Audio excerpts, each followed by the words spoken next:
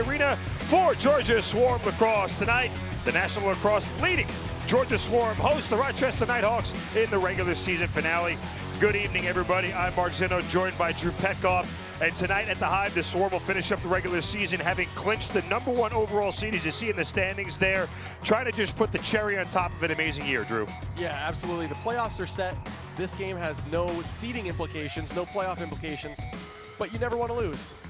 Pride is always at stake, and nobody is out here to lose the last game of the year.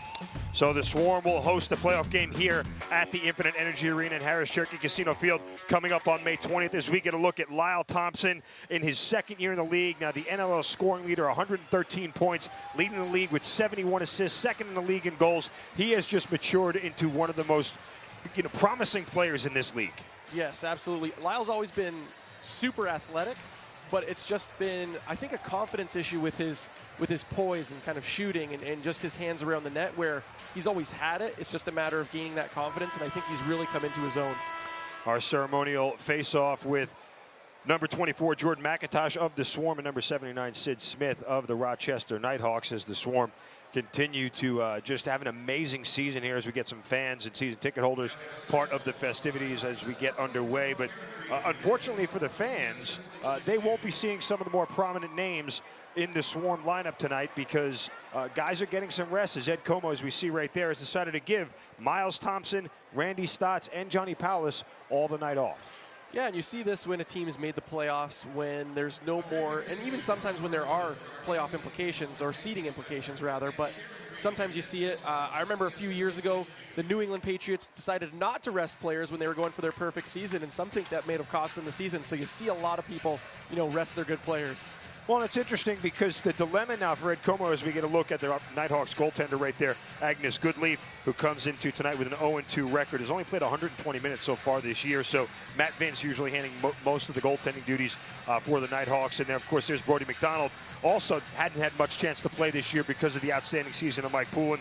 Brody McDonald comes in tonight 1-0, playing just 93 minutes so far on this season. So we will get some extra reserves. The Swarm will get a chance to take a look at some of their younger players as we're set to go here at the Hive and Harris Cherokee Casino Field. As you see Dylan Evans take the face-off with Jordan McIntosh, and it is won by the Swarm, and John Rannigan will get things underway for the Swarm. But the big thing is now, for guys like Stotts and Miles and Johnny Powless, they're not going to play a lacrosse game now for 3 weeks. Yeah, they're not going to play a lacrosse game, and, the Swarm are located kind of all over North America, so it's even tough to get them together to practice. But those guys, they practice all the time on their own, so they'll do their best to stay sharp and be ready. Jerome Thompson flips it right to Jordan Hall with a great scoring attempt and a stop from Goodleaf. And then hustling for the loose ball is Jerome Thompson. And the Swarm get a fresh 30.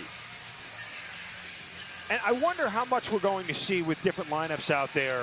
The fluidity of the Swarm offense is a shot from Matisse, is deflected wide by Goodleaf, rebound by the Swarm, flip right back to Matisse, who winds up for another shot that's deflected and goes into the stands or into the netting, and the Swarm will get a fresh 30. But how much that crisp passing and the smooth fluidity of the Swarm offense will be affected tonight by some of the younger guys getting a chance?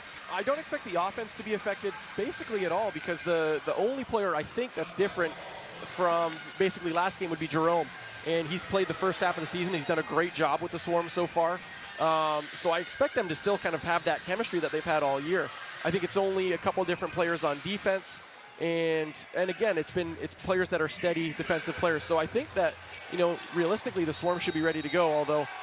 And right there, a shot from Dan Lomas finds its way in the back of the cage. Yeah, and a little bit of confusion there about what had happened, but the Nighthawks had actually pulled their goaltender, and so we call that a sneak. And if you watch on this replay now, nobody was ready. Oh, and it tipped off a stick too, but nobody was ready to pick that player up. I mean, I guess they were ready, and it just got an unlucky bounce off of Noble's stick. And so Lomas scores the first goal of the night, and we're going to get a challenge flag here from Eddie Como. Yeah, I'm wondering if it is too many men. It looked like by the end of the play, kind of everyone was standing around and expecting the whistle to be blown. So I'm not entirely sure what that was for, but the only thing I can think of was too many men because the goalie was being pulled. Well, Mark Ardonio, the crew chief, having a quick conversation with Ed Como as far as what we're doing as we get a look at Mike Hasten, the head coach of the Knighthawks, and he's been around a while with that club. Yeah, Hazer, as he's affectionately known, has been with the Knighthawks. Geez, I believe it was around 2013. I played with him in our summer league in Brampton, and he was an assistant coach behind Troy Cordingley and with Terry Sanderson there. So, you know, we had a great group of coaches in Brampton, and I think Hazen's done a great job both in the summer and obviously with Rochester winning 3 championships in a row. I think in either his first or second year, if I remember correctly. So he's been with them through the ups and now the downs, but he's done a great job. We just saw Mark Cardonio, Ian Garrison, and Kyle Kennery, all 3 officials, still having a conversation near the center of the floor. And I'm with you. I mean, they haven't gone to the replay booth yet to see what, if any, you know, violation might cause it to be a no goal. And there's Ian Garrison. And Ed Como still waiting for some sort of resolution here, but it doesn't look like they're going to review anything. And they're not as they're closing. We'll get the final word here. The whistle blew prior to the ball going in, so therefore we have no goal. We have a draw ball at center. So there you go. Great explanation. So it said it was a whistle before the ball had gone in. And it'll be no goal. And you can see Mark Hazen right there saying, how?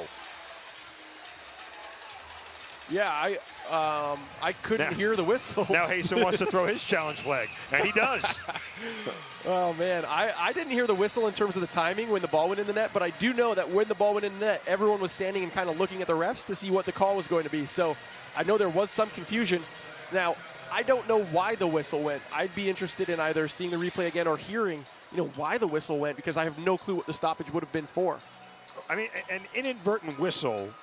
And I think if you could read lips, he asked him exactly, excuse me, sir, what was that whistle for?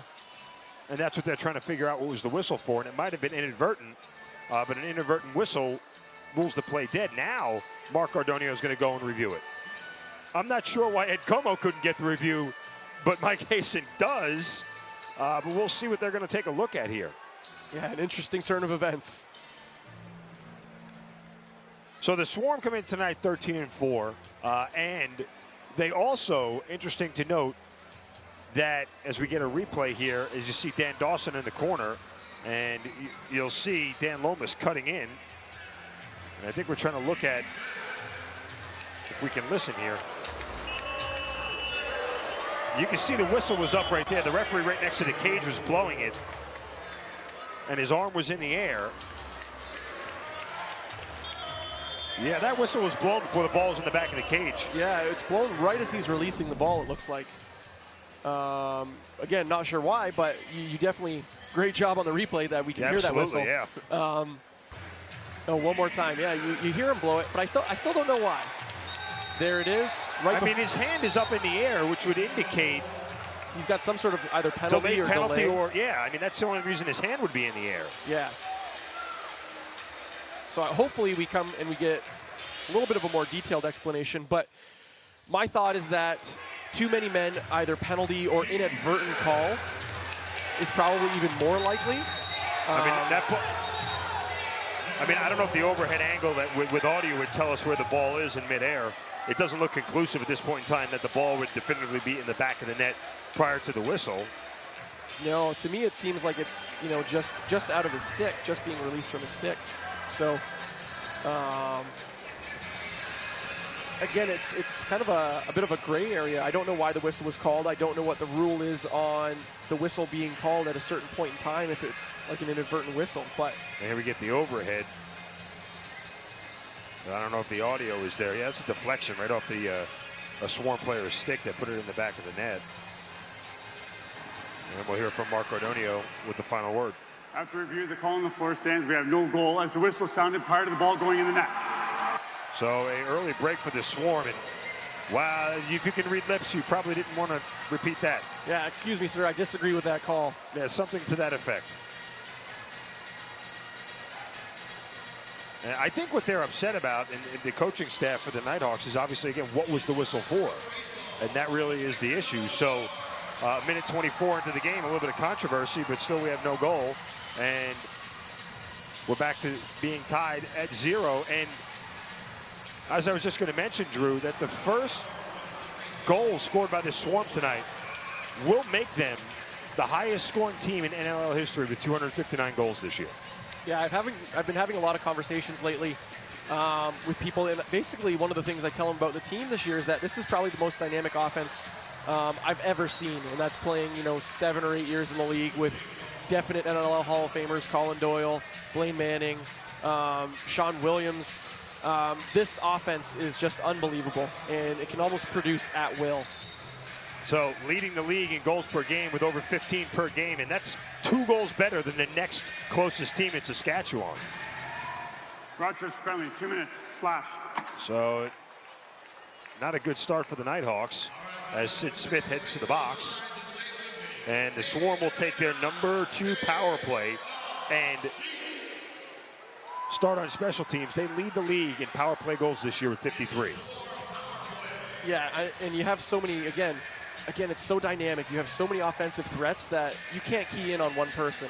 Because the moment you do, especially on a power play situation, then the ball gets in the back of the net. Goodleaf comes up with 2 huge saves right there on great scoring attempts. And now the rebound comes out to the Knighthawks as they come charging in, and his shot from Scott Campbell is off the mark.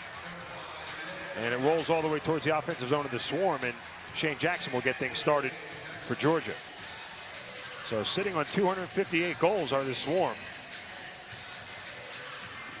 And waiting for one more to give them the NLL record. Jordan Hall flips it back to Jerome Thompson. Now on the side to Shane Jackson. Back in the middle. Thompson scores! And who better to score that historic goal than Lyle Thompson right now? Number 259 for the Swarm this year, and the 43rd on the year for the league leader in Lyle Thompson. Some great passing here, Drew. Yeah, kind of a bit of a passing wheel, behind the back. Well, the guys didn't move, so not a true wheel, but then finding that cutter. Normally Shane Jackson is looking for that shot as soon as the ball gets to him, but the goalie looked like kind of jumped. Everybody had turned over, and he makes that beautiful feed in the front of the net to Lyle. So the Swarm now have the 1-0 lead, and their 54th power play goal.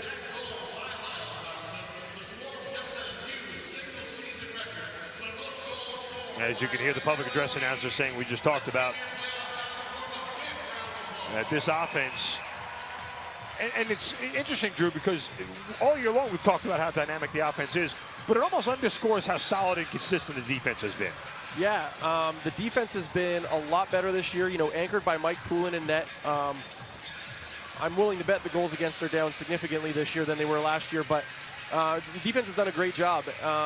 And what's quintessential on the defense, too, is there's so many great offensive, defensive players, but their main job is to stop goals and then get the ball to that super high-powered offense, and they've been doing a great job of that.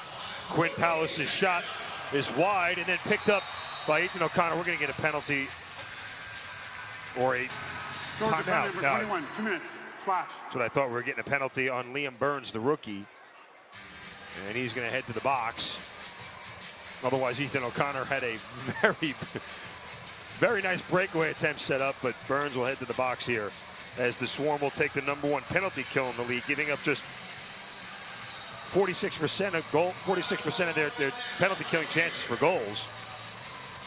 And that's one area that is definitely improved from last year, because I believe last year it was either last or second last. And Lomas's shot goes over and back, and the Swarm will pick up the ball and have a chance to kill 30 seconds off on this penalty here. Yeah, and the Swarm have been almost more of an offensive threat, well, more of a threat when they're on the penalty kill. They've got a bunch of shorthanded goals, and it's really tough to score shorthanded against them, and it's probably really easy for them to take advantage of you if you're kind of sleeping on that power play. So it's almost a disadvantage at times to get a power play if you think about it that way. And here's Jerome Thompson, flips it in the middle to brother Lyle. A shot and a save from Goodleaf. As Thompson Lyle, that is, has 3 of those shorthanded goals. That's tied for second for most in the league. And now the Swarm will be back on defense here as we're coming up on 60 seconds left in the penalty to Burns. And here's Dan Dawson, flips it on the side to Jordan Dance. Back to Dawson. And Dance goes in the corner to get it as he's checked up on by Brian Cole. Now spins free of him. Back to Dawson up top. And Resetaris with a shot that's over the net, or that's Lomas rather. And now we're going to get a shot clock violation, of whistle by the officials. And we're going to get our first timeout. Swarm with a 1-0 lead over the Knighthawks. You're watching Georgia Swarm Lacrosse on NLLTV.com.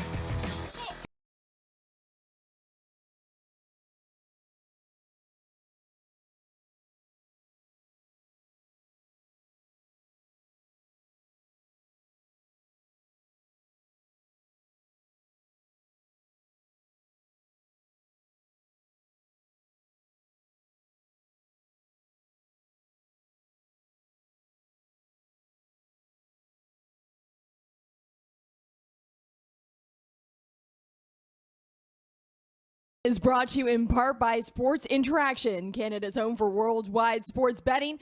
Bet responsibly at sportsinteraction.com. Disclaimer, only residents of Canada may open an account with Sports Interaction. The service is not available to users outside of Canada. He's got Digby on the take, scores! Now back over to Dane Smith with a shot, hit the goal post inside, he scores! Afraid you might miss out on the big stories from your favorite team? Well, not to fear, the NLL newsletter is here. All you have to do is subscribe to the new NLL newsletter, and you'll get weekly updates from everything that is happening around the league. What are you waiting for? Subscribe today. Welcome back to Harris Cherokee Casino Field at the Infinite Energy Arena. The Swarm lead the Knighthawks 1-0 alongside Drew Pekoff. I'm Mark Zinno. It's the regular season finale for the Swarm as Ed Como and his team have clinched the #1 overall seed in the playoffs. They'll host a home playoff game here coming up on May 20th in the Eastern Division. And they have a 1-0 lead here early on, and they have just under a minute left in the penalty to Liam Burns to kill off. A little bit of a slow start here in general, but you know, the interesting thing about tonight is we talked about some of the starters being rested, Drew, and you know, Miles Thompson, Johnny Powers, Randy Stotts. Lacrosse is, you're worried about guys getting hurt in a game that basically doesn't mean anything. But lacrosse isn't a game that you can kind of play lightly and go half speed. No, as soon as you do that, you kind of, well, you almost have more of a chance of getting hurt, because if the other guy's going hard, then you know he's going to put you on your butt. So you're absolutely right. You can't go halfway there. And a shot from Lyle Thompson, saved by Goodleaf. And if you notice, Lyle crashes the net after a shot. I can't tell you the amount of times that the other team has just given up, especially when they have a power play, and Lyle just picks up that rebound, or at least almost picks up that rebound. But he's got a lot of goals on just crashing the net after his shots, which you don't necessarily see each player do. There's Dan Dawson moving to his left, getting up on Cage, shot right past Poulin, and Dawson scores. Yeah, Dan Dawson, I believe he's the league leader, the right-handed league leader in total goals scored. And he's so tall. He's, I believe, 6'5", 6'6". He has that stick way up high, and he's able to just kind of reach around and put that ball wherever he wants it. And Dawson, been in this league a long time. He's 35 years old, gets his 17th goal of the year. Yeah, he's usually a pass-first guy, but when you give him that opportunity, he will definitely take that, and you know, more times than not, he'll make you pay. And McIntosh with the steal, and sends it back to Joel White. Joel White didn't play last night in the game against Rochester, 13-10 win for the Swarm.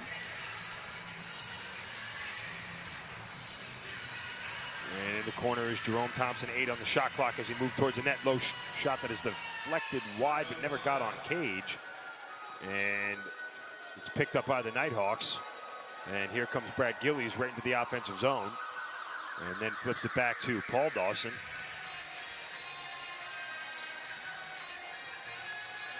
And Andrew Suter wearing number 57 tonight with a low bounce shot, and he scores. Knighthawks had a couple of jersey changes last minute, and Andrew Suter, normally number 20, wearing number 57, with a low bounce shot that gets right past Brody. Well, and actually, I'm wondering if that's really quickly. I thought I saw different numbers on the back of the helmet, but it's a really nice shot off a really good pick play. And yeah, that's, I don't know the last name, but that's. I mean, it says Andrew Suter in the. I believe I thought I saw 73 on his helmet. But that being said, a great pick and roll play with Paul Dawson, and just gets that kind of fadeaway underhand shot. Suter's wearing 57, Luke Lasowitz wearing 56, and Marty Hill wearing 58. Those are not their normal jersey numbers for tonight. But here's Ranigan on a breakaway, feeds it back, gets it back one more time, shot and save from Goodleaf. Rebound from the Swarm, saved again. You saw Ian Lord there just kind of stay in the net to hopefully not screw up Goodleaf too much. He didn't want to come out and push Goodleaf out of the net when there was a scoring chance coming against them. And Dawson working around two Swarm defenders, that big body being checked up on by both OC and Brian Cole. Now the ball loose on the turf, being pushed up for Cole with some solid defense there. And now it's loose, and Joel White fighting for the loose ball. And finally the Swarm get it, and they'll settle into the offensive zone. But here's Cole sending it across, shot and a save from Goodleaf. That was a beautiful scoring opportunity for Ethan O'Connor. Yeah, and a great save. And one thing that is probably, you can't understate this game, is that, you know, both teams starting with not their regular goaltenders, but, you know, these two goalies are backing up, you know, two of the best goalies in the league, both having won MVPs. And Noble almost with the interception there, and then finally it's corralled by the Swarm.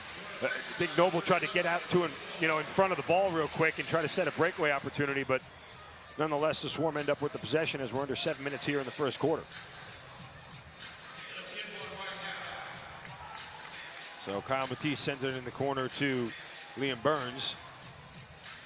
Now back to Jordan Hall. And a errant pass ends up in Burns' stick. Now behind the cage is Jerome with 2 on the shot clock. Moving around to the front, trying to throw it in the corner. And we get a shot clock violation on the Swarm.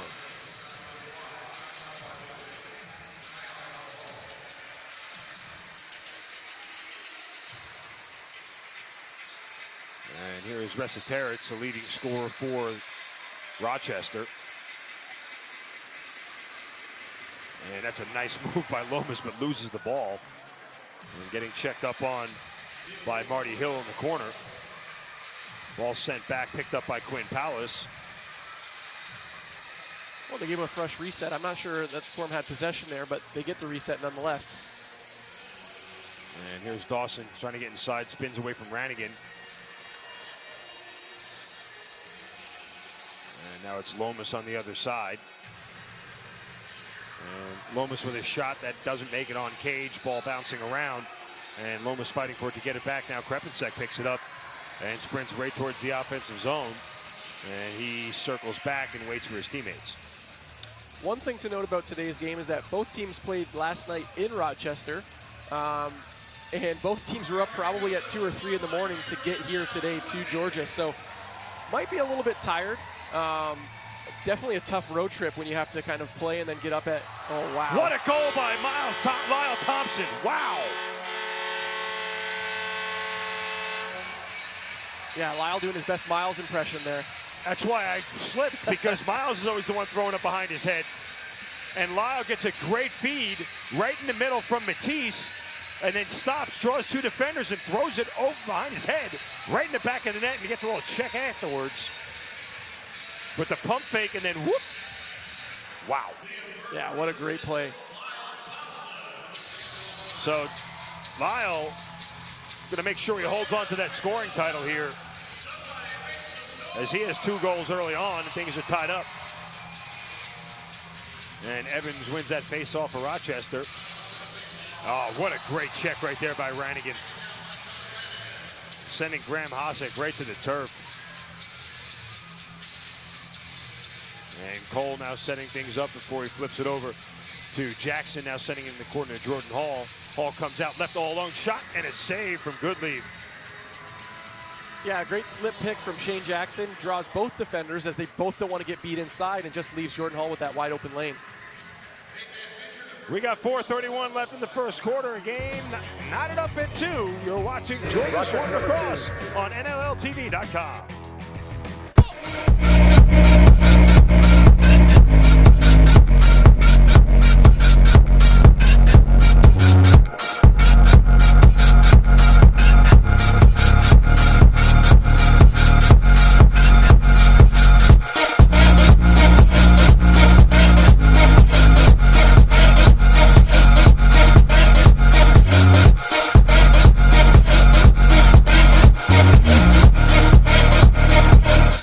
Tonight's game is brought to you in part by Sports Interaction, Canada's home for worldwide sports betting. Bet responsibly at sportsinteraction.com. Disclaimer, only residents of Canada may open an account with Sports Interaction. The service is not available to users outside of Canada. He's got Digby on the take, scores! Now back over to Dane Smith with a shot. Hit the goal post inside, he scores! Afraid you might miss out on the big stories from your favorite team? Well, not to fear, the NLL newsletter is here. All you have to do is subscribe to the new NLL newsletter, and you'll get weekly updates from everything that is happening around the league. What are you waiting for? Subscribe today. Welcome back to Harris Cherokee Casino Field at the Infinite Energy Arena for Georgia Swarm Lacrosse. I'm Mark Zeno, joined by Drew Petkoff as we have a 2-2 ball game here. Just under 5 minutes left in the first quarter as the Swarm have clinched everything there is to clinch so far. Number 1 overall seed, number 1 seed in the East. They will host a home playoff game coming up here in 3 weeks. And tonight is kind of just window dressing. But as you said when we started the broadcast, Drew, you never want to lose a game. No, I mean, you know, you always have that pride. You always have the fact that, you know, you want to execute. So there's definitely that. And, you know, there's a lot of pride between both teams. And, you know, you want that in a lacrosse team. So I think it's a good thing. And you'll definitely still see a high compete level. Swarm go back to the power play after the penalty to Rochester as Jerome Thompson looking inside, flips it back to Shane Jackson. Shot saved from Goodleaf. Goodleaf has made some big saves so far to start this game. Yeah, he's been fantastic. And at that last play before the break, as it looks like we have another. Oh, it looks like we have a bit of a fight breaking out. Paul Dawson in the box, and now we get a fight between Sid Smith, and that looks like it is Shane Jackson. And before things get too far out of hand, both of those guys will head to the box for 5-minute majors. Yeah, on the previous play before the break, Dawson had a slashing penalty as Hall was going to the net. Georgia penalty number 32, 2 minutes, slash. Rochester number 79, 2 minutes, rough. Okay, so they go with minors instead of majors, didn't let it escalate to a fight. Yeah, and unless punches are really thrown, then generally speaking, I want to call it the Canadian tradition, is just let them have 2 minutes, then get back out there. Well, they get to cool off for a little bit. And, nonetheless, the Swarm stay on the power play here for another 91 seconds. It'll still be 5-on-4 lacrosse in favor of Georgia.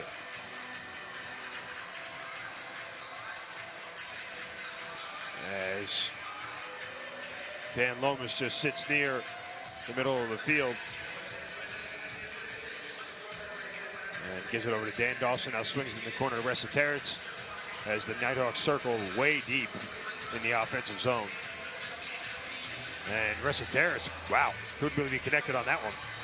Yeah, and Dan Dawson was actually, you know, somewhat open there, and he could have got a good shot off, but pass was a little bit off, and I don't know if Dan expected it, so gets away from him a little bit and Swarm ball now. And Lyle Thompson with the 2 Swarm goals so far tonight. Liam Burns now back to Thompson, 12 on the shot clock for Jordan Hall. And a give and go to Matisse, save from Goodleaf. Great passing by the Swarm. Jordan Hall with a low shot deflected, never makes it on cage. And shot clock continues to run. No, they reset it now. And Liam, normally a defensive player, but he's got an awesome shot, so seeing him out on the power play, I wasn't expecting it, but it makes sense. Thompson over to Hall, back to Lyle. Matisse on the wing, moving to his back now. Jackson gets a shot, saved from Goodleaf again. And they do not reset the shot clock. Penalty is killed off. And an errant pass is picked up now by Rochester off the boards, and here comes Scott Campbell. Campbell feeds it over to Dawson, who scores. Paul Dawson. Both Dawson brothers with a goal, both using that long reach to kind of reach around the goaltender and putting Rochester ahead early. And they had numbers there, Rochester did, coming out of the break. I think the Swarm got caught in the middle of a change, but you see Campbell gives it to Dawson, who got right behind the defense, and McDonald had a tough one there. Yeah, this is just a great shot by Paul. Just right inside the post, and, you know, again, long arms, long reach, really tough to save that when those guys use that reach.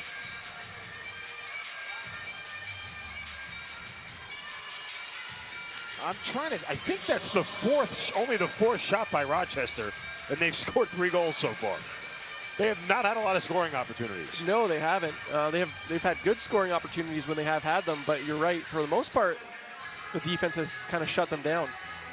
Hall flips it back to Jerome Thompson. Pump fakes and sends a laser towards Goodleaf, who knocks it wide. And here comes Rochester once again. And having to run it up the floor is Marty Hill, and he dumps it over to Resetaritz. And they swing it around. There's Lomas on the far side. Lomas comes around the screen and swings it back to Resetaritz. Quinn Powell's back to Resetaritz, shot wide. And ball bounces up high. Brian Cole gets it, and the Swarm get out on the break. Here's Cole coming down with McIntosh on the other side. Shot save from Goodleaf. Long rebound comes out near the middle of the floor, and Ethan O'Connor hustles for it and gets it, and then sends it to, all alone is Jordan McIntosh.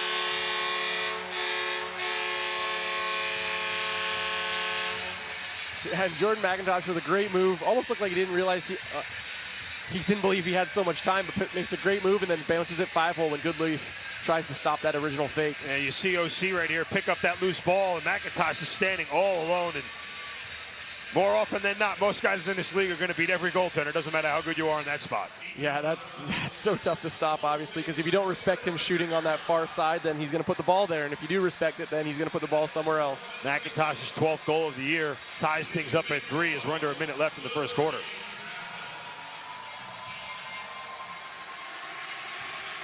And now here is Jordan Hall. If the Swarm win another faceoff, Matisse on the far side tries to connect with Jerome Thompson, misses it. Lyle picks it up and then gets checked against the boards and loses it.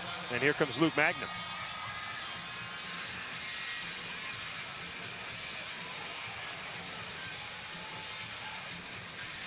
And now it's Dawson being chased around.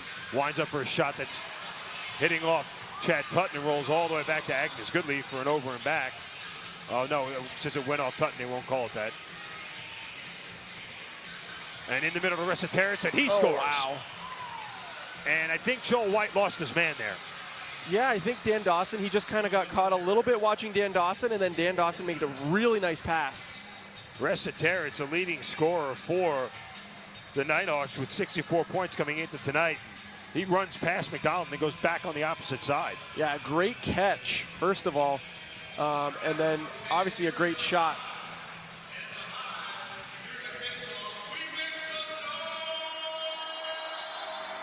So with 15.6 left, the Knighthawks take the lead.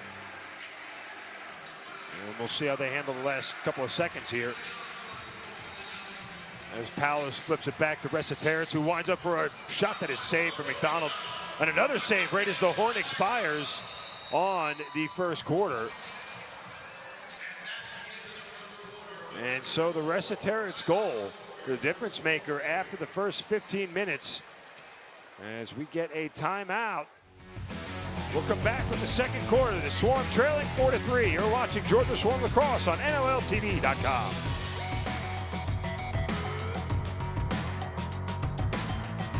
Yeah, they're definitely wearing...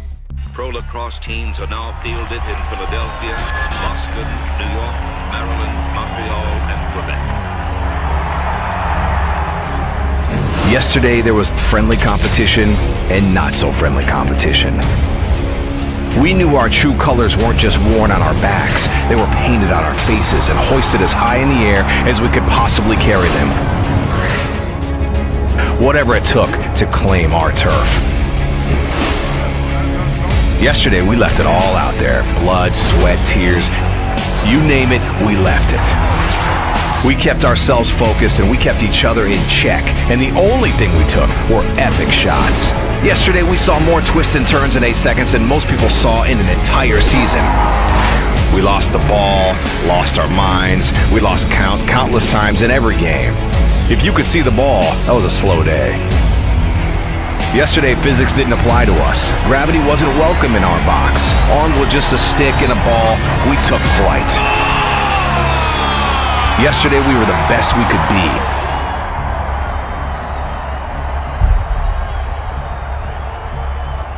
Today is our day.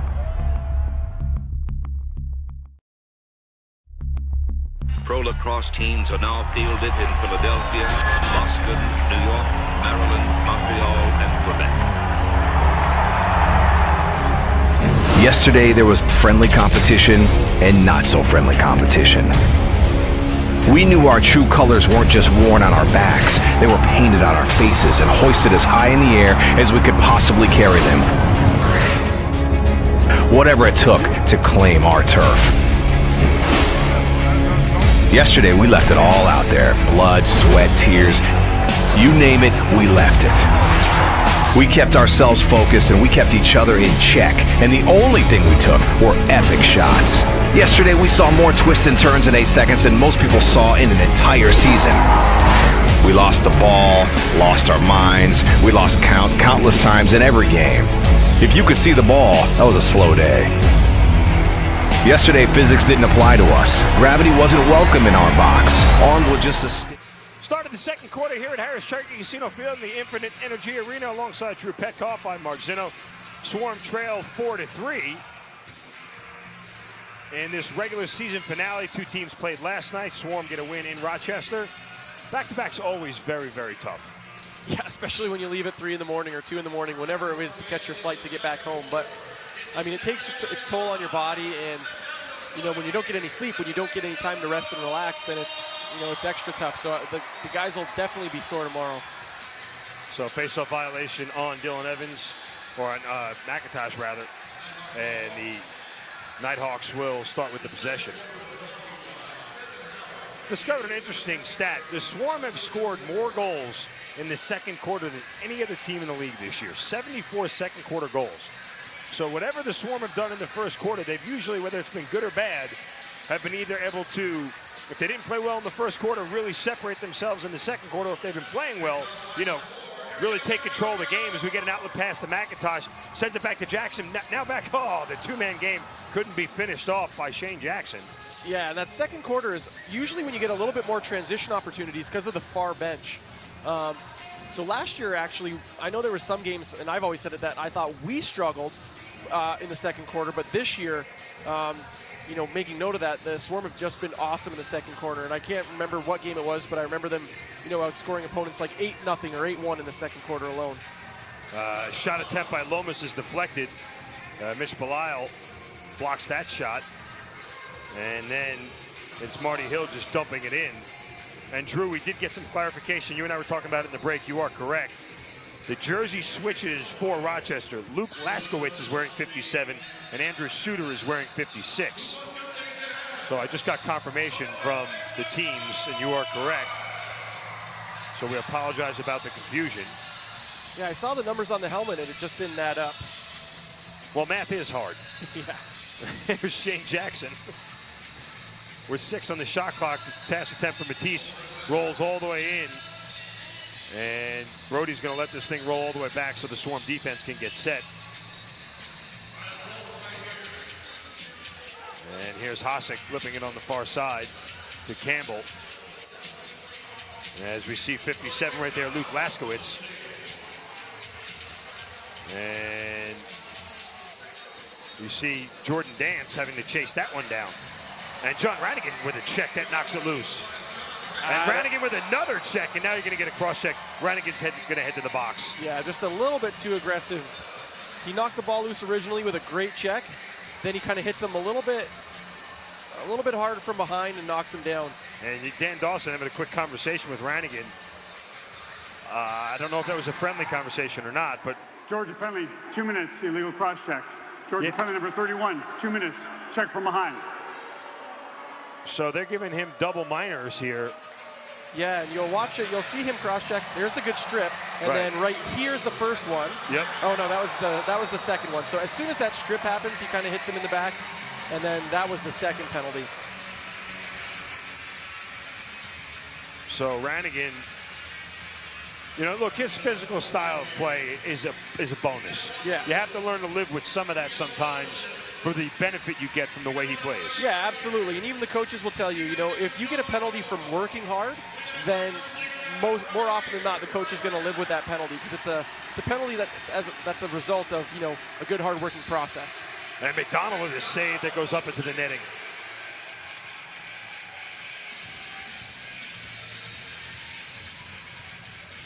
So the situation here in the double minor, should the Knighthawks score, the penalty clock will reset to 2 minutes automatically, and then the Swarm will have to kill off a second 2 minutes. Yeah, as long as it doesn't go below that 2 minutes first.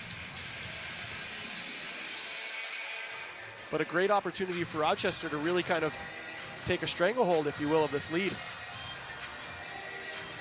So the Swarm will look to kill some time here as Jerome Thompson moving inside and then has to pull it back. 5 on the shot clock, trying to work his way towards the cage and then just dumps it out of his stick with a second left on the shot clock. And the Swarm will head back on defense.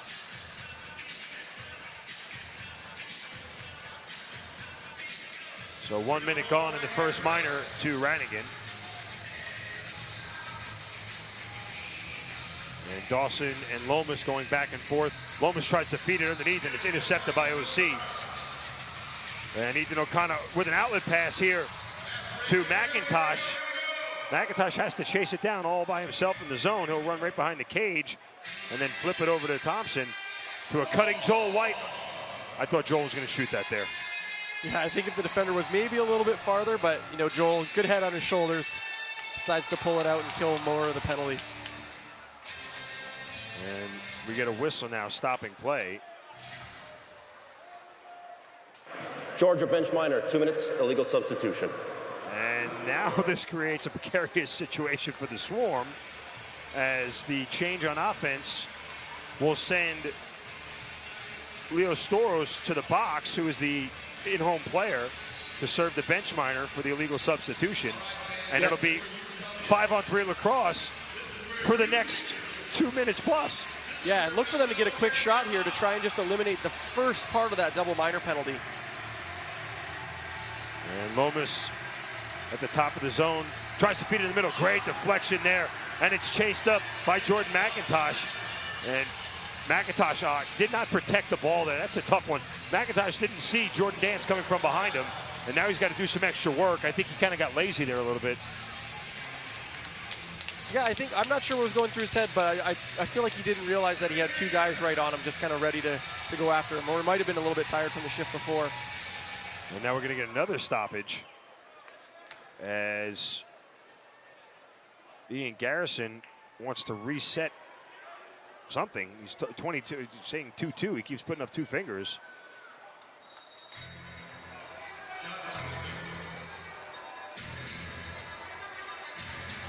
Yeah, he's asking him to run the shot clock down. To 22, I think. Yeah, I think it was maybe just a late reset. And that kill, that block pass was huge by the Swarm, because again, if Rochester gets that goal before that first of the double minors gets under 2 minutes, then I believe that's the penalty that gets eliminated, and you still have 5-on-3 lacrosse for 2 minutes. They reset the shot clock to 20. And that certainly was huge for him not to hang on to that possession. Let's hope it doesn't hurt the Swarm. Again, down to 5-on-3. Lomas with a low shot, save from McDonald. And managed to hold on to that rebound, which is huge, Drew.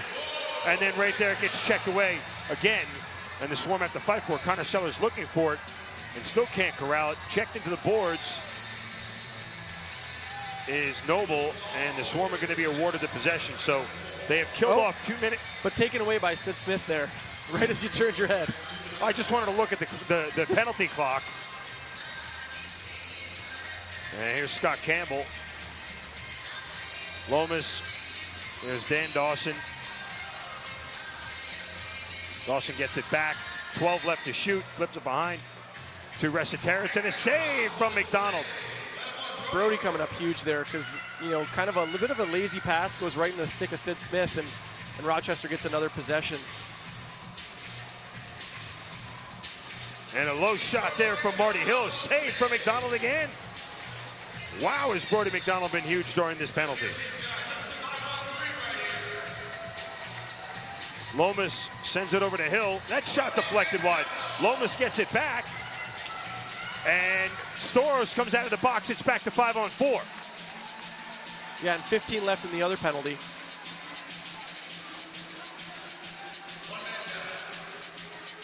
Dawson getting checked up on by Noble. Boy, there's a size advantage there for Dawson. And Dance with the shot that goes wide. Resiteritz with the rebound. And they lose it. And this ball's going to roll all the way down into the other zone. And the Swarm have killed off all 3 penalties. That's why they have the #1 penalty kill in the league right there, Drew. Yeah, that was a great job killing, like you said, all 3 penalties.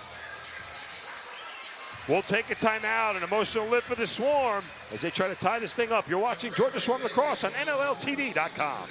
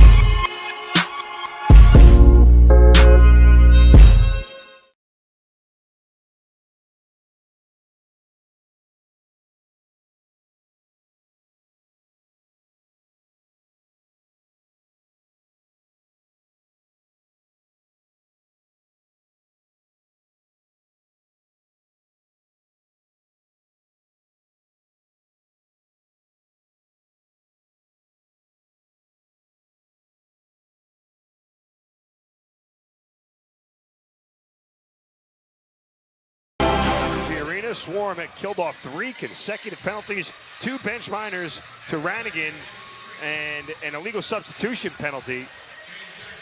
And 2 of those minutes of all 6 of it was 5-on-3. Yeah, and just an awesome job. And a shot right there from Thompson, right off the post. And you got to give so much credit to Brody McDonald on that penalty kill. Just coming up huge right when the Swarm needed him. And another save from McDonald on the give and go. Ball loose on the turf, and McDonald gets it in his stick and sends it over to Joel White. Take a quick look at that shot from Jerome Thompson that just hit the back of the, or hit off the post rather, gets right over the shoulder of Goodleaf. And now here's Lyle Thompson trying to fight his way inside. Matisse gets it for a shot, Goodleaf with the save, and Burns with the rebound, giving a fresh 30, and I think he tried to connect with Thompson, just threw it right in the middle, and Rochester picks it up. And Rochester looks like they're setting up in almost a flying V, Mighty Ducks style, but they spread out. That is a great reference right there. They are a bird, so it would work, and I mean, makes sense. Is that Charlie Conway I see out there? There's Dan Lomas, 5 on the shot clock. Yeah, one of the Bash brothers. There you go.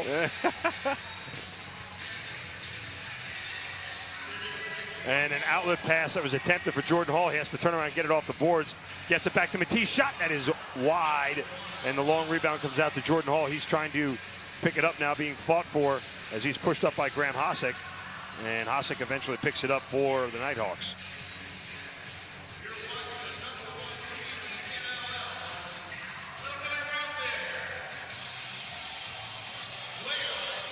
So I mentioned at the start of the second quarter, Drew, that the Swarm had scored more second quarter goals than anybody in the league.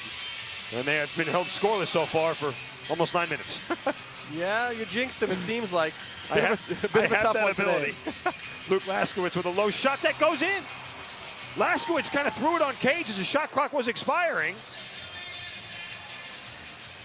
And he gets a goal. Yeah, and kind of similar to his first goal, that just that underhand almost fadeaway. And, you know, the ball has eyes. Not really a fadeaway. He steps towards the net, but still a great shot. And, you know, it doesn't help when you're killing off penalties for, a good portion of that second quarter. It doesn't help your cause in terms of goal scoring, but hopefully the Swarm can pick it up here. So it's a 5-3 lead. Lasquez with his second of the night. And face-off won by Rochester, so they have to start deep in their zone. And Sid Smith keeps kicking it so that he doesn't have to pick the ball up so that the shot clock doesn't start. Similar to basketball, where you let the ball roll before you touch it with your hands. Exactly. Pass attempt in the middle for Palace. Quinn Palace, that is. Johnny Palace not playing tonight for the Swarm. That was a tough pass, and I think Dan Dawson was open on the side, but I don't know if he saw him. 8 left to shoot for Rochester. There is Lomas. Lomas sends a shot right on cage, saved by Brody McDonald. And White with the rebound. And he'll give it back to Brian Cole.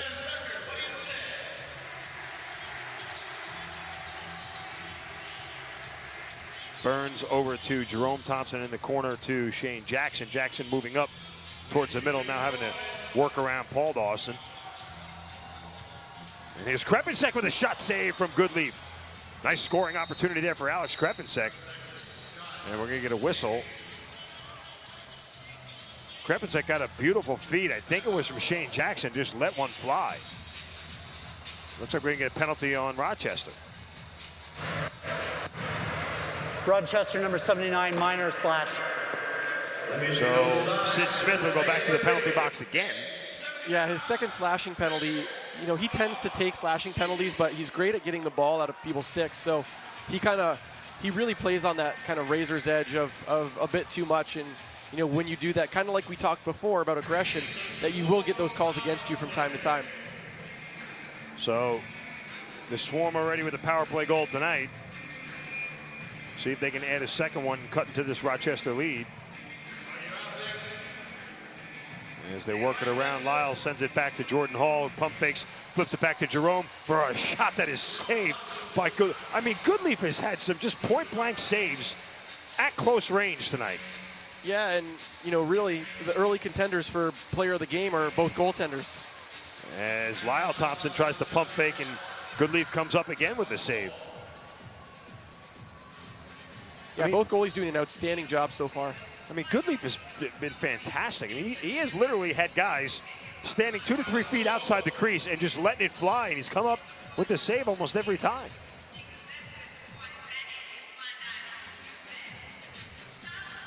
And here's Jordan Dance now over to Campbell. I'm sorry, that's Laskowitz rather. And Laskowitz shot saved by McDonald. Belial gets it in the corner, gets checked up on. And the wily veteran hangs on to it, now sends it over to Matisse. Kyle works his way into the offensive zone.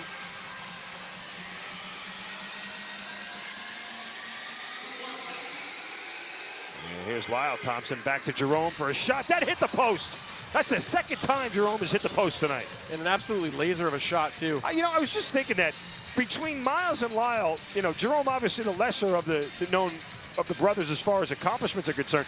I think he's got the hardest shot out of all three of them. I definitely wouldn't argue with that. And Thompson.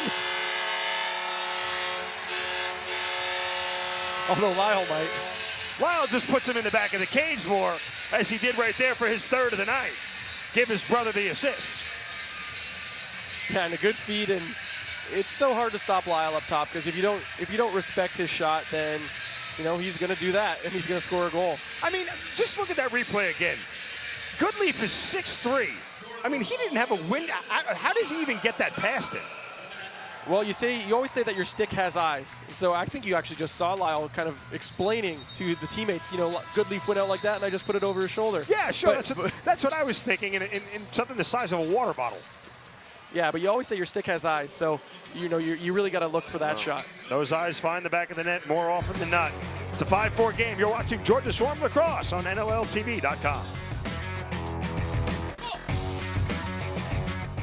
Tyson, I don't know about you, but even though 2017 isn't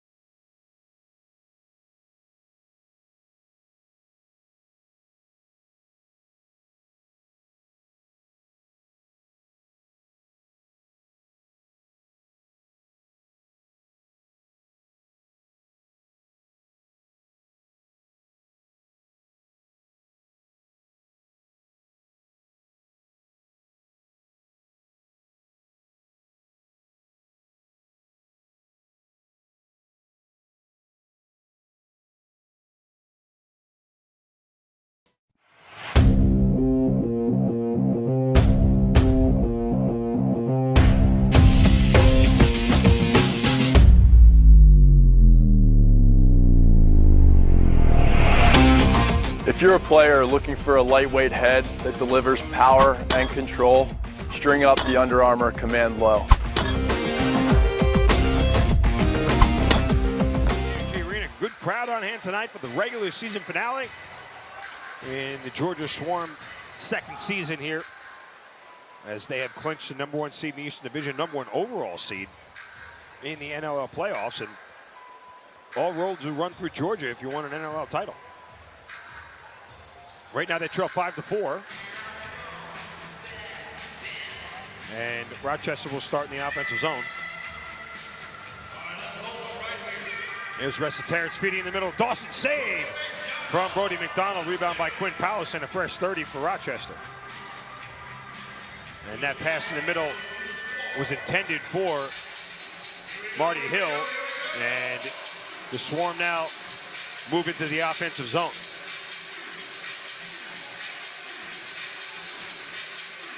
Reminder again, if you're just joining us, no Randy Stotts, no Miles Thompson, and no Johnny Powis. But Lyle Thompson does have 3 goals tonight. Krepensek with a shot and a save from Goodleaf. Another point-blank save.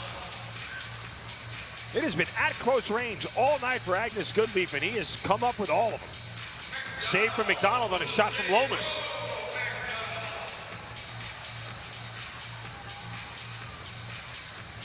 And now the Swarm come back into the offensive zone. Lyle sends it to Jordan Hall, pump fakes, and then pulls back. Now flips it over behind Jackson. Jackson with a shot that is wide. And the rebound picked up by the Swarm. Matisse finally gets it. Tries to send it across. It does to Jackson. What a give-and-go attempt. Another save by Goodleaf. Here comes Rochester on the other end. Save off the Hossack shot from Brody McDonald. Now the Swarm have numbers on the breakaway. Here comes Sellers. Moving in, winding up, shot, save from Goodleaf. Rebound loose. And picked up by Rochester.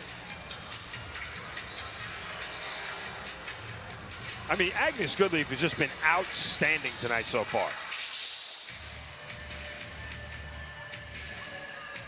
You can't blame the Swarm. They've had plenty of scoring opportunities. They've just been stonewalled. A shot there from Laskowitz and a save from McDonald. And McDonald with a point-blank save of his own on Scott Campbell. And Chad Tutton can't believe that he just missed that pass. Deflected it into the stands, and it'll be a turnover, giving the ball right back to Rochester as we're under 2 minutes left to play.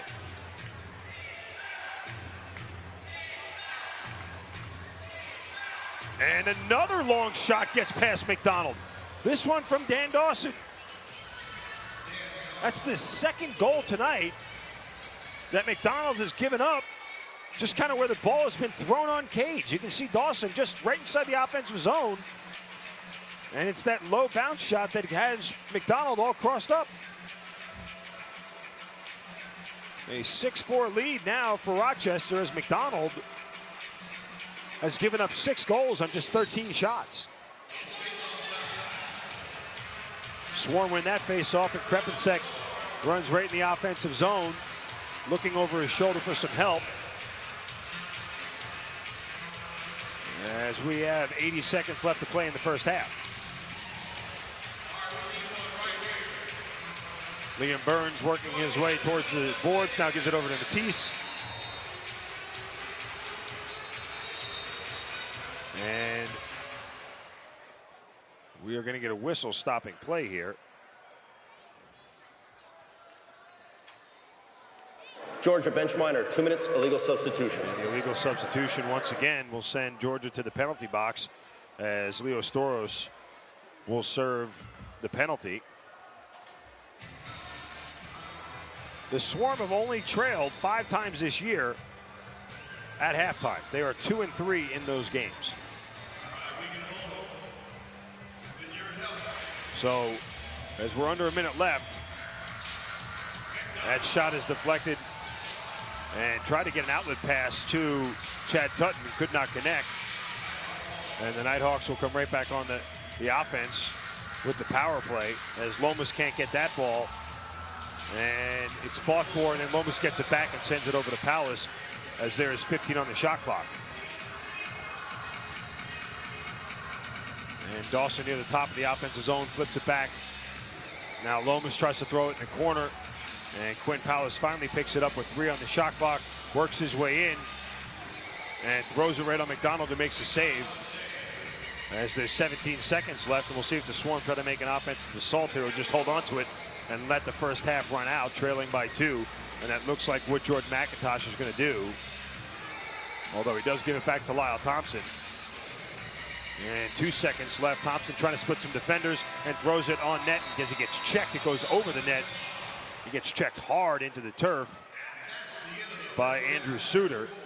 And that'll end the first half with Rochester leading the Georgia Swarm 6-4. Take a timeout. We will come back and recap our first half stats and highlights from the Infinite Energy Arena. You're watching Georgia Swarm Lacrosse on NLLTV.com.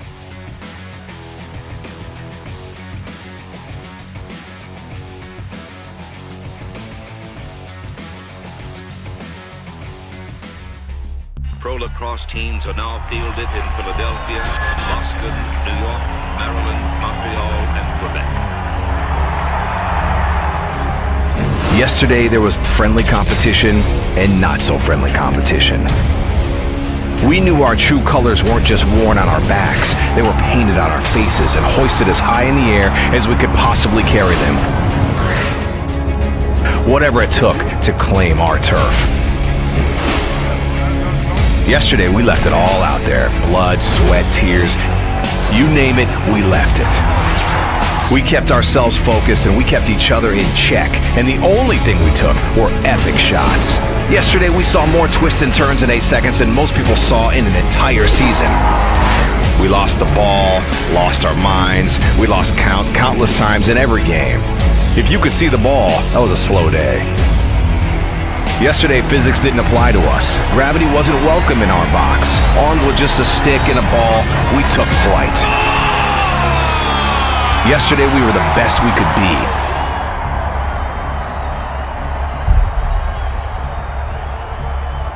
Today is our day.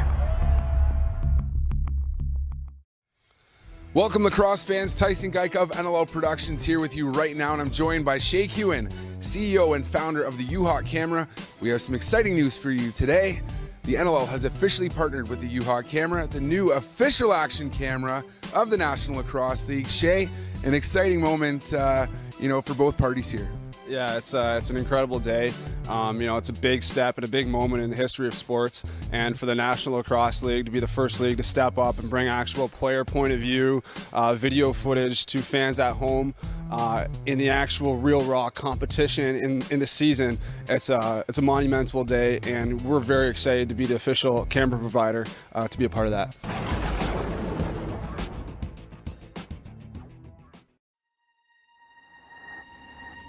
Say what you will, but it doesn't hear you.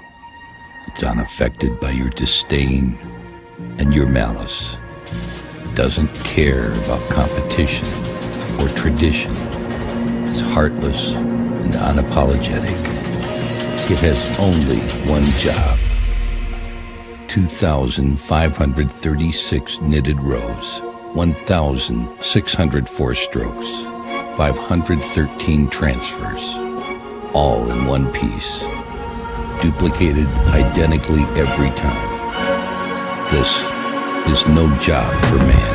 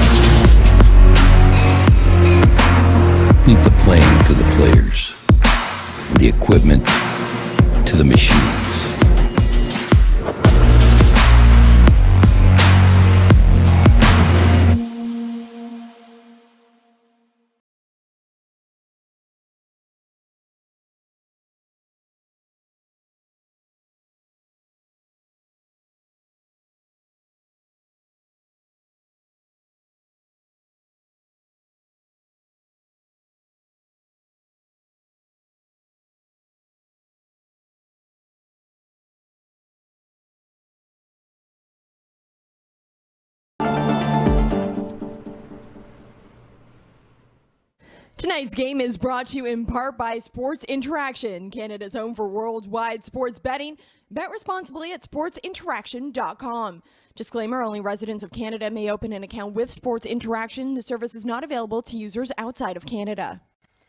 After missing the playoffs last season, the Rochester Knighthawks focused on getting younger and stronger for 2017. They recruited a roster of young talent at this year's draft, and these rookies were asked to step up for the team right away. Step up. They did. Today we're taking a closer look at the Rochester rookies and how they have helped the Knighthawks this season. For the first time in 6 years, the Knighthawks missed the playoffs in 2016. The team knew that if they wanted to be successful in 2017, they had to make changes. They focused on strengthening their team during the draft. Josh Courier and Kyle Jackson were signed back-to-back in the first round, and Dan Lomas was picked up in the second round. The transition to the NLL had its fair share of challenges for the young squad. It's been very fast. Obviously, playing in these games compared to what we're used to in both college and then playing in the summer, it's hard to replicate playing in the NLL and playing with these great players. So I think the speed's been the biggest adjustment for all three of us for sure. A lot faster than what I kind of expected going into things, and even the transition from just the scrimmages for the first couple of games into the regular season was a huge adjustment. So, challenges that they had to figure out quickly. With several injuries to the roster, these young guys were asked to step in and step up. And step up they have. Now to Lomas with a drive, he scores! And you have the rookie sensation, Kyle Jackson, popping his second of the evening. Now Courier on the dangle on Cornwall. Drives to the front. Courier scores. So far this season, Kyle Jackson leads the way in points with 53, assists with 30, and goals with 23. Josh Courier sits fourth on the team in points and has 12 goals, while Dan Lomas is right behind him with 26 points so far this season. According to these young players, knowing they aren't going through this alone has been a huge help. I sit beside two other rookies, so it's nice to talk with them, and we have the same struggles and experience the same kind of stuff. So it is nice to have them around and have people to talk to about what we're going through. It's just made us more comfortable with one another, and kind of the team a little bit more comfortable with having so many rookies. It isn't just one or two. We have an abundance of rookies this year, which has made things easier. And going to the rink and having a core group of guys that are kind of in that same boat as you, with it being their first year, has made things a lot easier. And in their first year in the NLL, they have learned valuable lessons. The biggest thing I learned is just to have a short memory. Every play, you get down on yourself if you make a mistake, but you got to get over it fast, just because you're going to be on the floor in maybe 10 seconds after that. So it's definitely, you got to be quicker to shake things off and get out there and take on the next play. Not to show up to things late, not to miss a flight. I haven't done that yet, but from what everyone says, it's not an exciting time. So I'm going to try and make sure I don't miss any flights in the near future. Lessons that they know will help them become even stronger in their sophomore year with the Knighthawks. For NLL Productions, I'm Mia Gordon.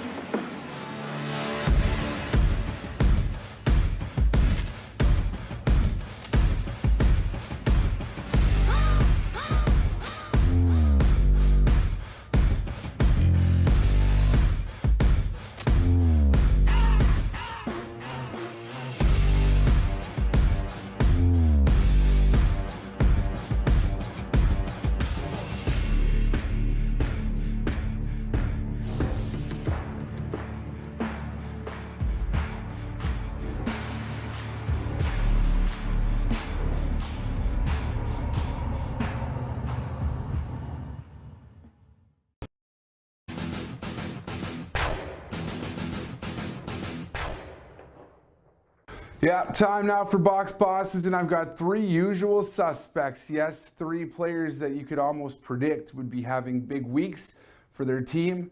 Guys that just needed to step up to the plate, have big games, and a couple of players that are competing for the scoring title. So let's take a look. Start at number 3 with Dan Dawson of the Rochester Knighthawks.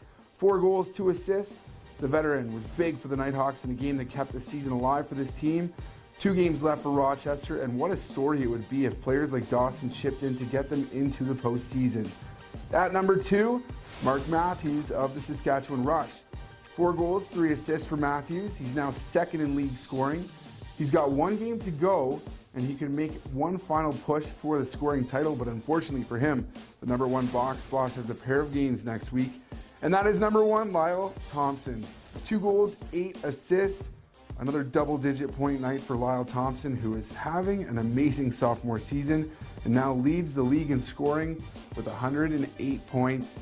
And he's got those final 2 games against the Rochester Knighthawks to close out the season. We'll see if this Georgia Swarm team can have another performance where they put up 20 goals or more. Wouldn't that be just insane, Mia? It is incredible what they have been able to do on offense so far this season. They're just all clicking and coming together, and we saw an outside the box, just all smiles and hugs for them.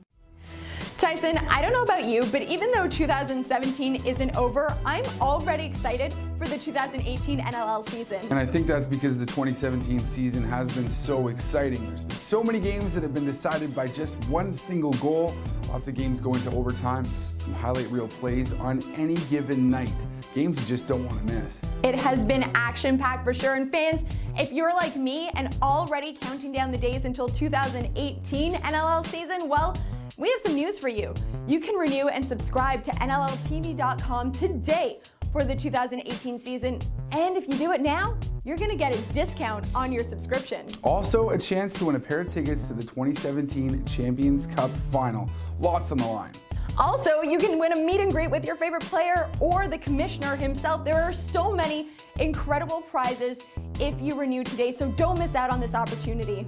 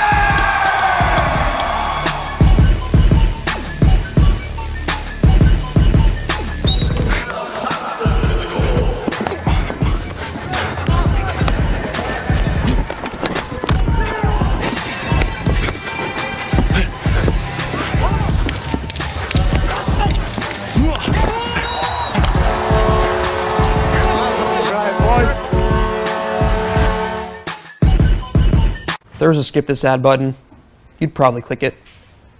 If shrinking took an already great head and made it even better, you'd probably buy it. I need a coffee.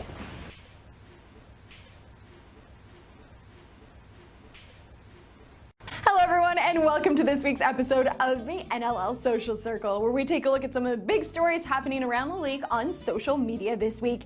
And I cannot believe that it is already the last week of the 2017 regular season. Wow, it has flown by. Well, the NLL Social Circle this week starts off with a bit of a makeover to the NLL website. Have you checked it out yet? Well, you gotta, because it has been getting a lot of love from fans. Just head on over to NLL.com to see the new look.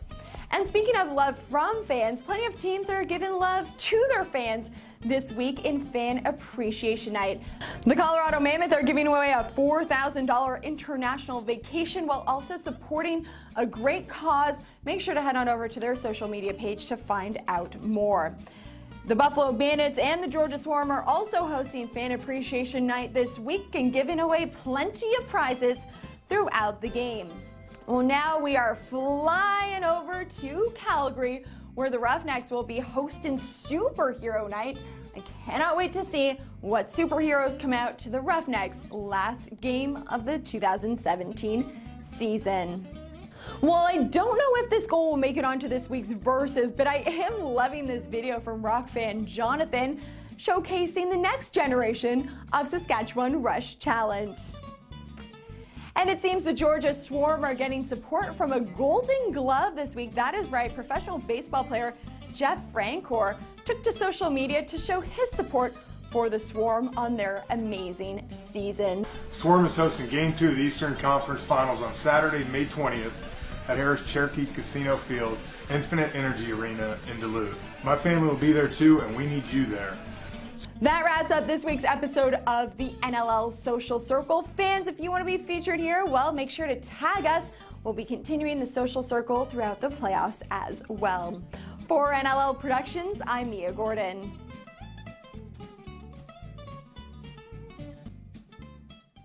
Scott Digby on the take, scores! Now back over to Dane Smith with a shot, hit the goal post inside, he scores!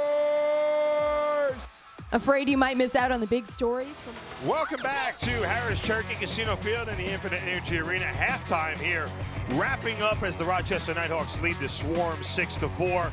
Let's take a quick look at how things went down through the first 30 minutes. It was Agnes Goodleaf coming up with huge save after save, stopping 27 of 31 shots in that first half. Just point-blank range, non-stop all evening long, as you can see right there, coming up big. And then you see on the other end, Brody McDonald struggling early on, and some kind of soft goals from long distances as he gets beat there by Laskowitz, and McDonald only stopping 16 of the 22 shots he faced. But Lyle Thompson with a beautiful goal right there, and 2 more in the first half, getting in the hat trick, scoring 3 of the Swarm 4 goals. And that's where we are as the first half ends 6-4. You can see the shots on goal heavily in favor of the Swarm. One thing to note, their power play, or the penalty kill rather, for the Swarm, outstanding, killing off all 5 penalties, including a 5-on-3.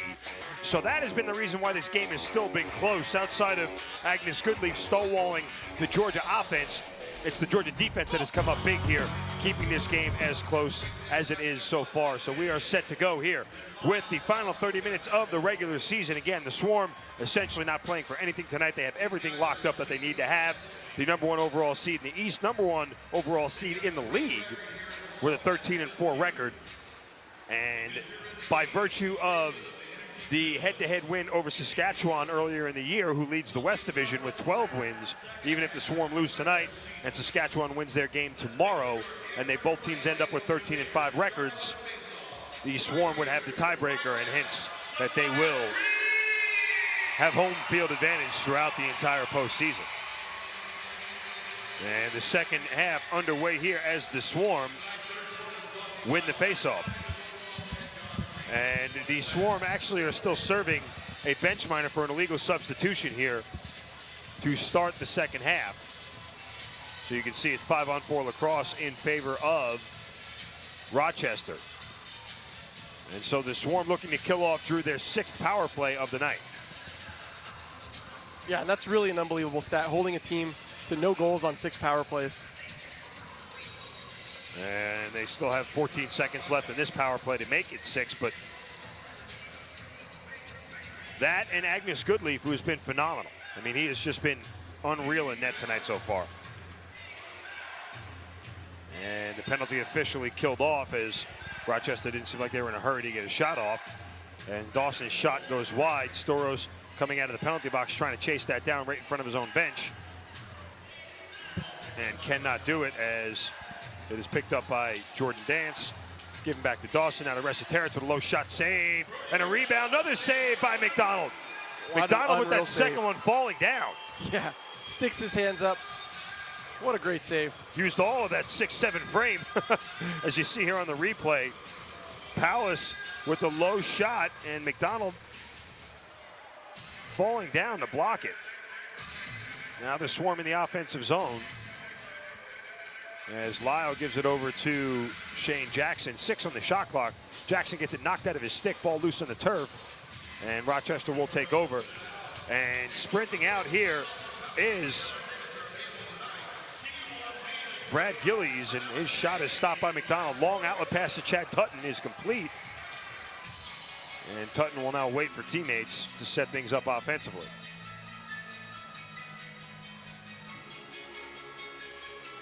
There's Jordan Hall, flips it behind his head to check. Tutton, who throws it in!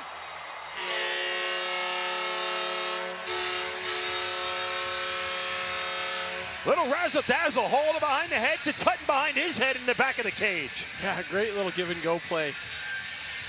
And Tuts. I mean, or great pick, rather. Great pass, great finish. Look at that, wow. The behind the head pass to the behind the head shot. And Goodleaf. Did that bounce off something? It's funny because Goodleaf has stopped everything tonight except for the behind the head shots. Yeah. So Tutton gets his 4th goal of the year. Originally when I saw that, I thought it went far side, but as you saw that replay, it gets tucked into the close side corner. So I'm wondering if it bounced off something, and that's kind of what beat Goodleaf. And the Swarm win that faceoff. And we'll get the ball again offensively with a chance to tie this thing up.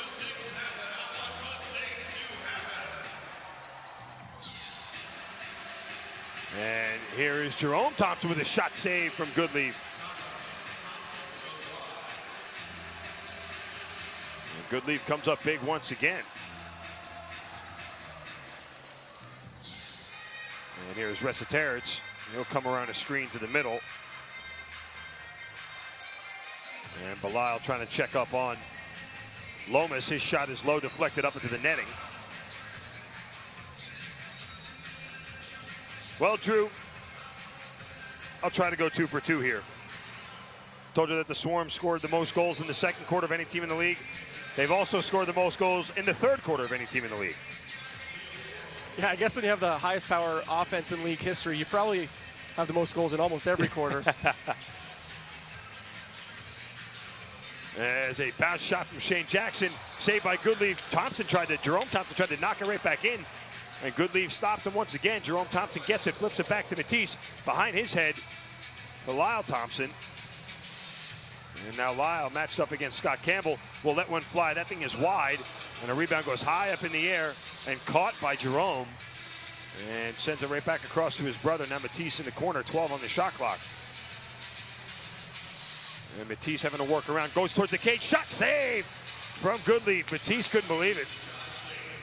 No, normally when Matisse goes to the net like that, though, I'm looking for him to go up, jump across the crease, and tuck it in the backside. So changes it up a little bit. And here's Paulus. And Paulus had a shooting lane, but then pulls it back, gives it to Resetaritz.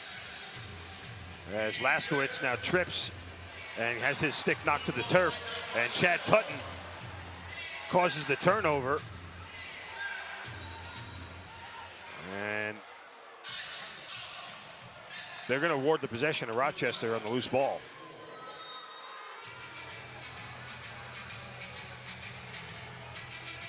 And now here's Laskowitz on the near side. Flips it back to Paulus. Paulus loses it, has to pick it up off the turf. And Quinn Paulus with a shot that goes wide, not touched by McDonald. And it goes into the bench, and the Swarm will get the ball here as Rannigan walks it over the midline. Coming up on 10 minutes left. Swarm averaged 15 goals a game, so they're well below that pace right now. As Matisse works to the far side, sends it back to Jackson, shoots, he scores!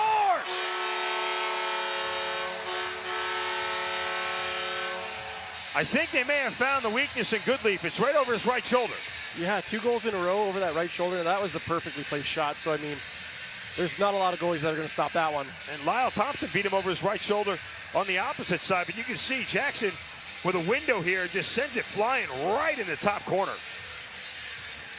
Jackson, 38th goal of the season, came into tonight 11th in the league in scoring. Yeah, Shane's doing a great job this year. Every year, really, of just kind of, there's a challenge on the play, but Shane does a great job of both dishing and just kind of being that goal scorer from every angle, really, up high, down low. Great at finishing in close to the net, but again, great at dishing as well. So just another tool that the Swarm use in that dynamic offense. Jackson already with an assist tonight. And the dispute on this goal to see if he adds to that tally. I'm not sure. I mean, Jackson was way far out, so it's not a question of him being in the crease. Yeah, and I didn't see if there was anyone crossing by So the only thing I can think of is some other player being in the crease or shot clock violation, but I don't think either of those were.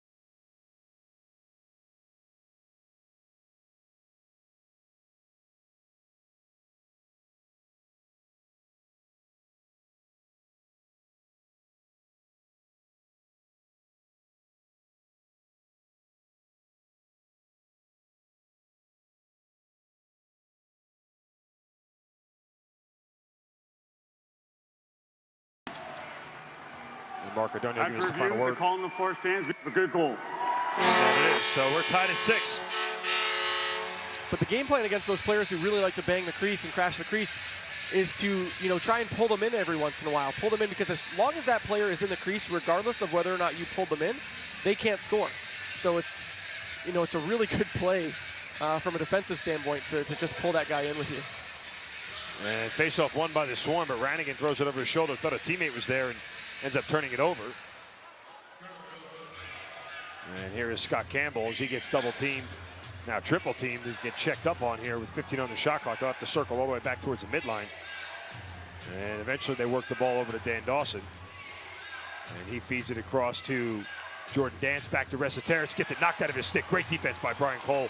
And Cole's going to go out in transition, but he will slow things down. We've seen Brian Cole take those breakaway opportunities and score on them this season. Definitely. And I think you're seeing a little bit of two things. A, fatigue, but B, you don't need to risk anything, so you don't need to necessarily, give 110% to get that goal. You've already got your playoff spot locked up. As Matisse's shot is saved by Goodleaf, looking for his own rebound. And it's picked up by Paul Dawson. And the Swarm will get their defense out on the field.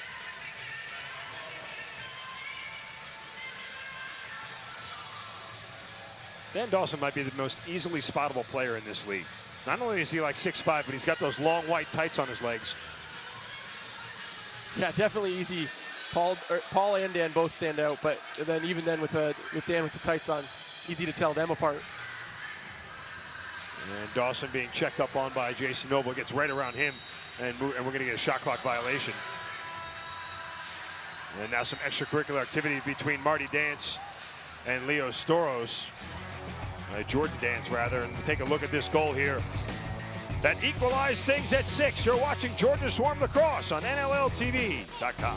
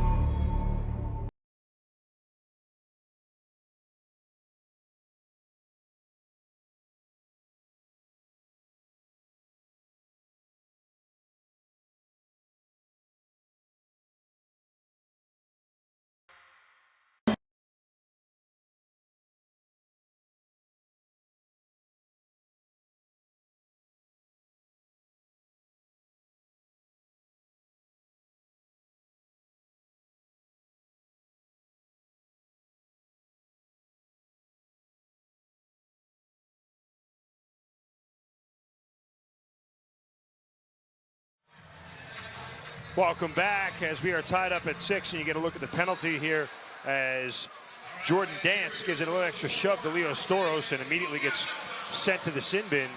And so the Swarm will head back to the power play. 2 power play goals already tonight, as they almost get the third one right there. And that was a very errant pass that Lyle Thompson had to go back and prevent from going over the midline. And Jerome Thompson gets a low shot saved by Goodleaf.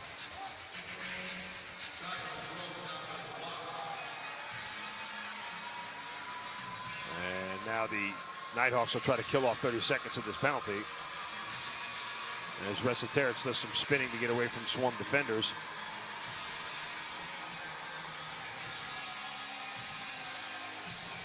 And now Palace with a low shot save from McDonald. And the Swarm will set things up offensively. Try to take their second lead of the night, rather. Last time they led, it was 1-0. Yeah, and it's been a kind of a quiet game overall since then. Not too much scoring. Both goalies are playing excellent lacrosse, though. And as Jerome flips it to Lyle, back to Jordan Hall for a shot save from Goodleaf. Rebound is loose, and somehow ends up in the stick at Jerome, and then flipped it up, and it was intercepted. He got checked to the turf and still had the ball in his stick. And then Lyle picks that one off.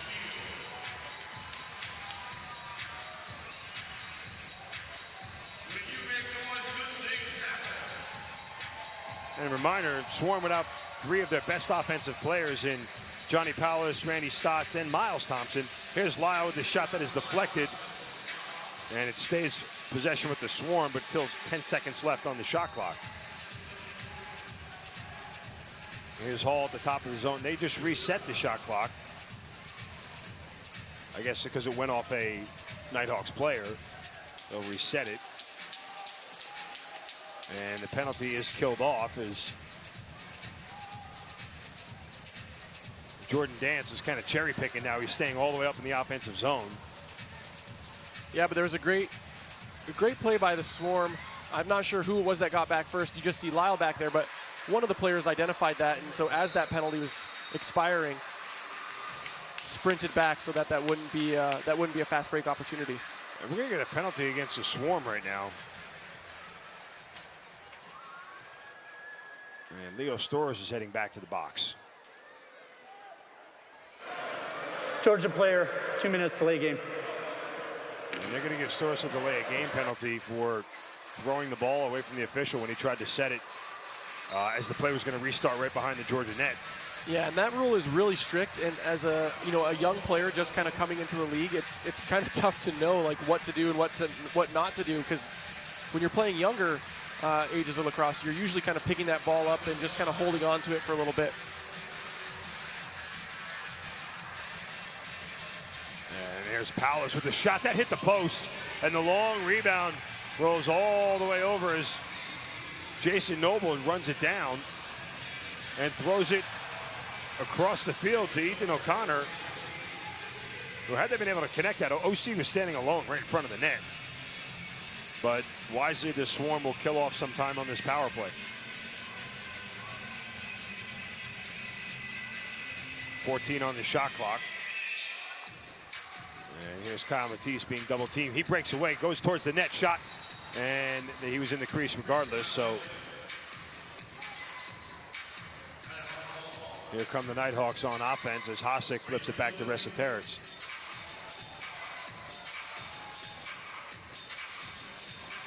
And it's Brian Cole, Joel White, Jordan McIntosh, and Connor Sellers out for the Swarm as Dawson gets it behind the cage. And now Resetarix flips it on the side to Dance. Back to Lomas, shot deflected wide by McDonald. Good save there. As there is 30 seconds left in the power play. Another save by Brody McDonald.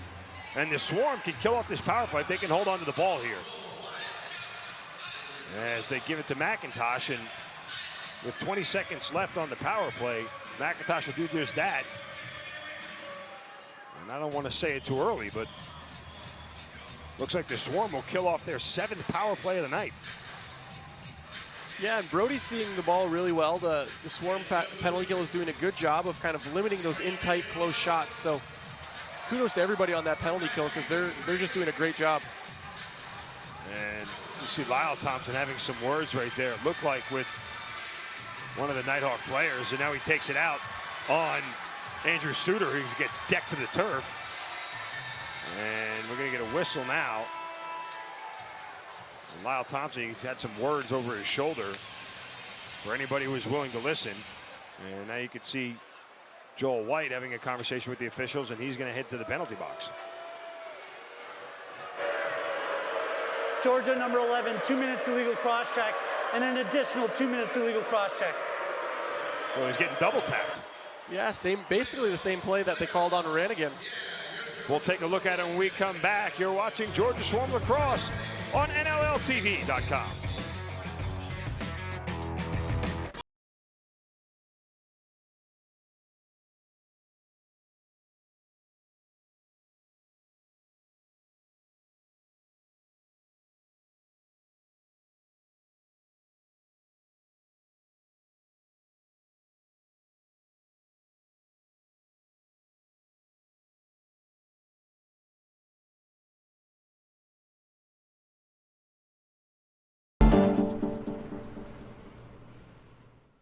Tonight's game is brought to you in part by Sports Interaction, Canada's home for worldwide sports betting. Bet responsibly at sportsinteraction.com. Disclaimer, only residents of Canada may open an account with Sports Interaction. The service is not available to users outside of Canada. He's got Digby on the take, scores! Now back over to Dane Smith with a shot, hit the goal post inside, he scores! Afraid you might miss out on the big stories from your favorite team? Well, not to fear, the NLL newsletter is here. All you have to do is subscribe to the new NLL newsletter, and you'll get weekly updates from everything that is happening around the league. What are you waiting for? Subscribe today.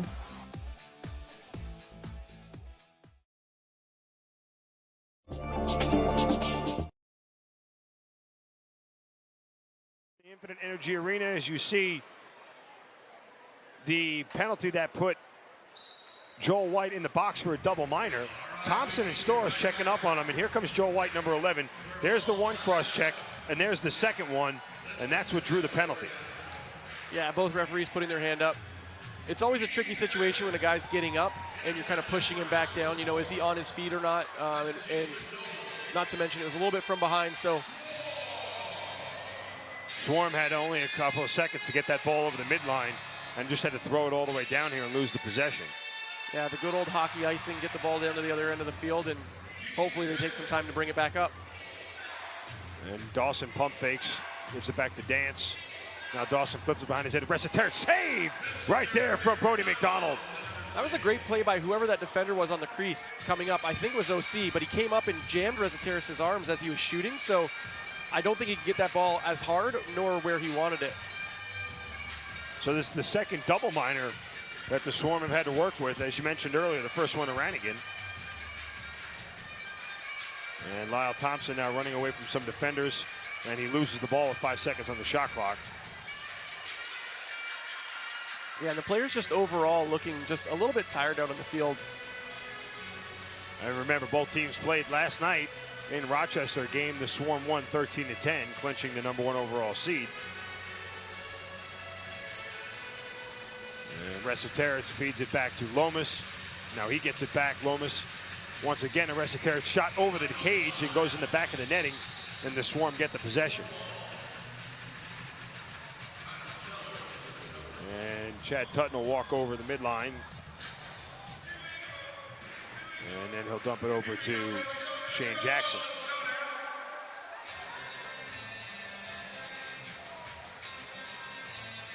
And for those keeping track at home,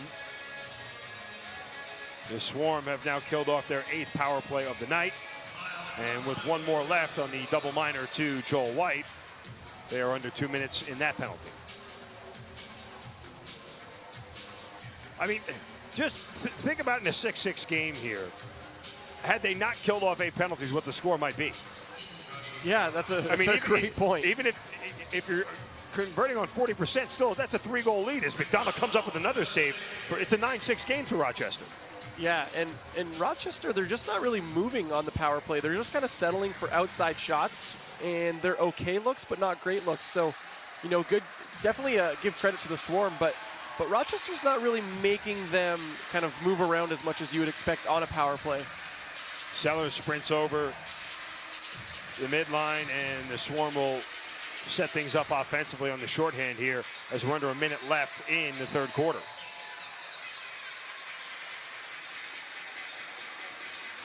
And 1 minute left in the penalty, about 15-second differential. A shot right there from Lyle Thompson, safe from Goodleaf.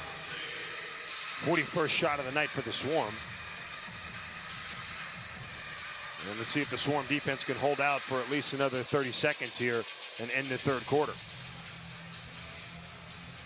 As Lomas gets it, and Laskowitz, they try to throw it in the middle, and it's picked off by Brian Cole, and Cole flips it over to Tutton. Tutton sprinting up the field, running towards the cage, looking to his left, gives it back to Matisse, who couldn't connect on it.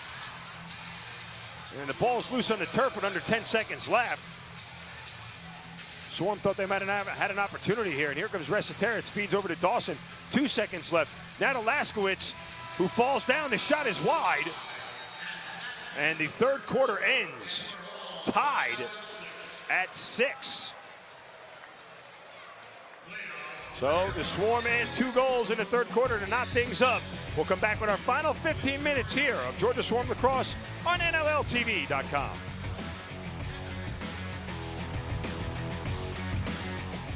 Tyson, I don't know about you, but even though 2017 isn't over, I'm already excited for the 2018 NLL season. And I think that's because the 2017 season has been so exciting. There's been so many games that have been decided by just one single goal. Lots of games going to overtime, some highlight reel plays on any given night. Games you just don't want to miss. It has been action-packed for sure, and fans, if you're like me and already counting down the days until 2018 NLL season, well, we have some news for you. You can renew and subscribe to NLLTV.com today for the 2018 season. And if you do it now, you're gonna get a discount on your subscription. Also, a chance to win a pair of tickets to the 2017 Champions Cup Final. Lots on the line. Also, you can win a meet and greet with your favorite player or the commissioner himself. There are so many incredible prizes if you renew today, so don't miss out on this opportunity.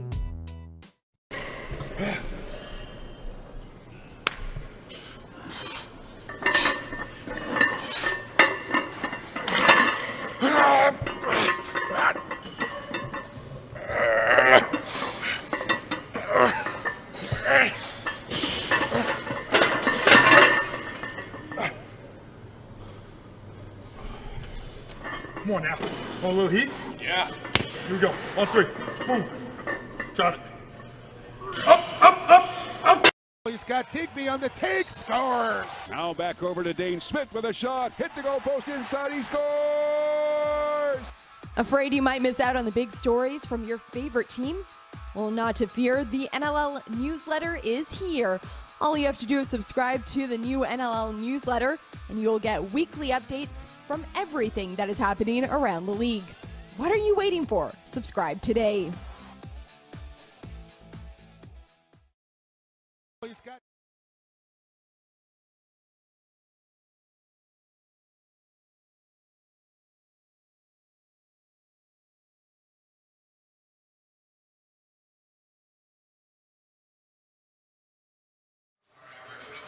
Fourth quarter about to get underway here at the Harris Cherokee Casino Field in the Infinite Energy Arena. Alongside Drew Petkoff, I'm Mark Zinno. Swarm and Knighthawks tied up at 6. And the Swarm will host a playoff game here on May 20th. Who that's against yet don't know, as New England and Toronto will play each other in the Eastern Conference or Eastern Division semifinals. And the Swarm will face the winner of that in a 2-game mini-series. As we take a look at Ed Como, obviously got to be proud of his team this year and what they've accomplished. And final 15 minutes of the regular season underway. And the Swarm start this fourth quarter with 14 seconds left and a penalty that they need to kill off and a double minor to Joel White. And you see Dawson there setting it up, and now teams are at even strength. And here comes Lomas with a low shot that is wide. And the ball's picked up by the Swarm. Quickly fed to Brian Cole, who goes in all alone. Cole, winds, shoots off the post. A great move by Cole. Really unfortunate that it didn't find the back of the net. That would have given the Swarm the lead for the first time since the very beginning of the game when they led 1-0. Swarm were tied after 3 quarters in one game this year. Earlier in the year right here against the New England Black Wolves. They were tied at 10 after 3 quarters and won that game. And it's Brody McDonald. And take a look at that Brian Cole shot as he goes up and over the left shoulder, totally beating Goodleaf.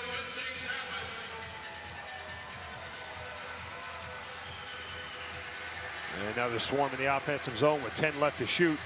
And Matisse's errant pass goes off the boards and is picked up by Andrew Suter.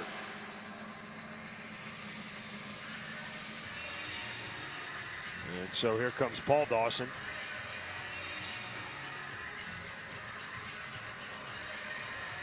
Lowest scoring Swarm output on the year has been 8 goals when they lost the game in New England 13-8.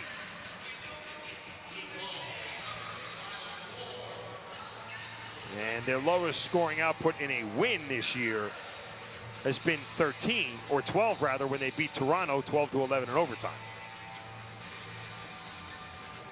Yeah, generally speaking, I mean, the benchmark is around 10 goals. If you can score more than 10 goals, you have a good shot of winning. If you can allow less than 10 goals, again, you have a good shot of winning. Shane Jackson's low bounce shot is saved by Goodleaf. And we've said it multiple times during the broadcast, but again, I mean, Lyle Thompson in the lineup, the leading point getter in the league this year, but you're still missing his brother Miles, Randy Stotts, and Johnny Powers. All 3 of those guys just absolute fantastic goal scorers. Yeah, and I was checking today, and I believe all 3 of them are in the league for actual goals scored, or at least the top 25 or 30, which is, you know, pretty good. The Swarm have almost their entire offense in the top 30 or so of goal scorers. Well, the Swarm have killed up 9 penalties tonight. They figured, why not? Let's try a 10th. As we are going to get another penalty. Georgia number 24, minor, check from behind. As Jordan McIntosh sent Dawson flying into the back of the boards. And you see it right here. There's Dan Dawson and the cross check. Pretty obvious call for the officials to make right there. Yeah, I mean, it's probably a pretty obvious call, and at the same time, that's probably a play that Jordan McIntosh has to make to prevent Dan from getting in the middle.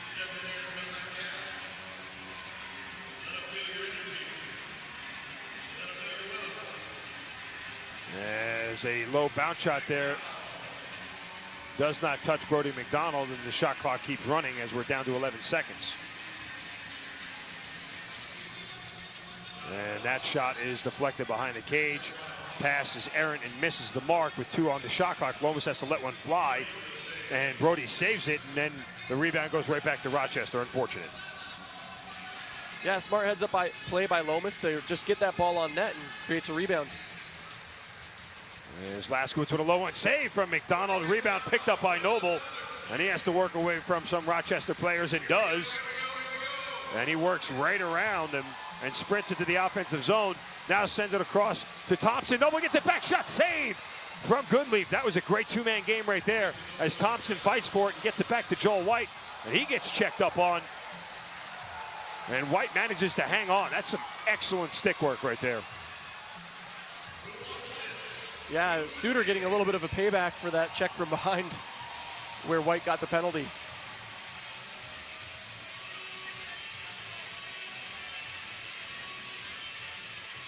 And so we are down to 35 seconds in the Georgia penalty. And here's Lyle Thompson, feeds it across. Jordan Hall hit the post.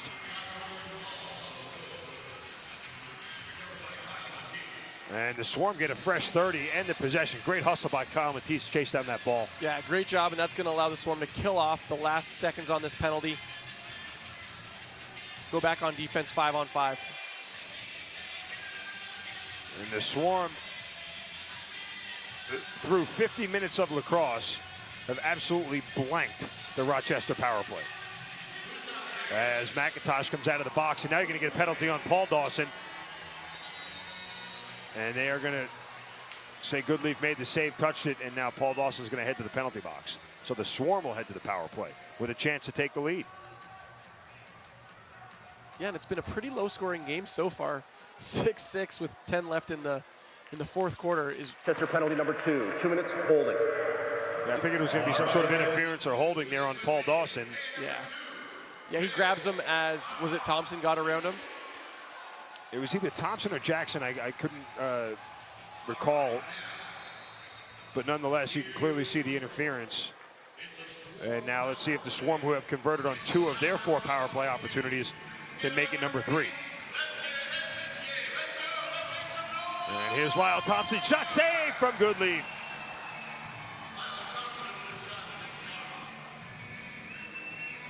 And the Swarm have to hustle back on defense. And the pass from Goodleaf is off the mark. And Storos sprints that up and gives it over to Thompson. He'll head to the bench. And so joining Lyle will be his brother Jerome, along with Jordan Hall, Kyle Matisse, and Shane Jackson, who now has it behind the cage. Back to Jerome. Hall at the top, flips it back to Jerome. Winds up, shot deflected wide. Never made it on cage.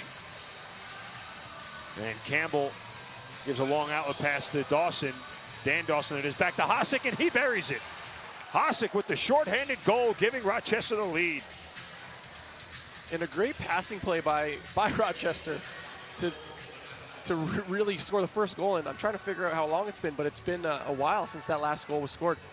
But nonetheless, a great play. Hosick hustles up the floor to get that that second outlet pass, and just makes no mistake, buries it right over the shoulder, of Brody McDonald. Well, Rochester's last goal was with, what is that, 3 minutes and 15 seconds left in the second quarter. So it has been over 20 minutes of lacrosse easily before they scored. And go figure, Drew. The Swarm have stopped Rochester on every single power play attempt, yet they score a shorthanded goal. Yeah. So now the Swarm will have under a minute on this power play to try and tie things back up at 7. You know, sometimes that happens where a team on the power play, they get a little bit, they're just moving the ball around looking for that outside shot, and they're not really being that aggressive, where on the penalty kill, you have to be aggressive to generate that offensive chance, and they get a transition opportunity, use that kind of aggressive transition and get that goal. Oh, with the shot, that one hit the post. The post has been Agnes Goodleaf's best friend here in the second half. Yeah, and I'm wondering if we can pull that replay back up, because I almost thought it hit off his stick as well. Is either the post or the crossbar? I mean, you can see the cage rattle from up here. And so Rochester's going to kill off this power play.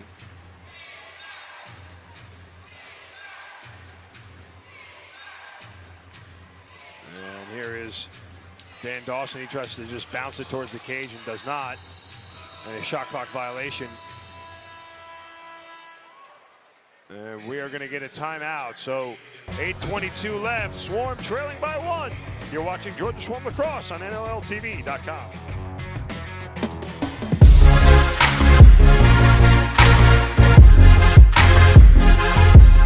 That's impossible.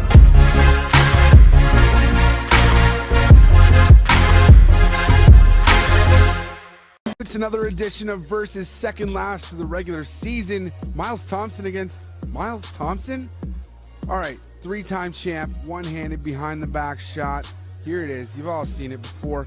Miles Thompson's taking on himself, and we need to crown this guy the behind the back king, because he does it again.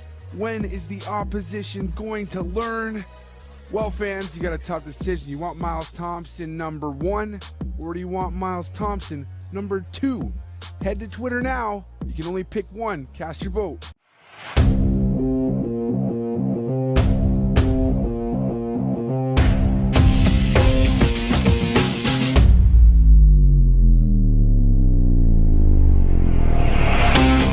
If you're a player looking for a lightweight head that delivers power and control, string up the Under Armour Command Low.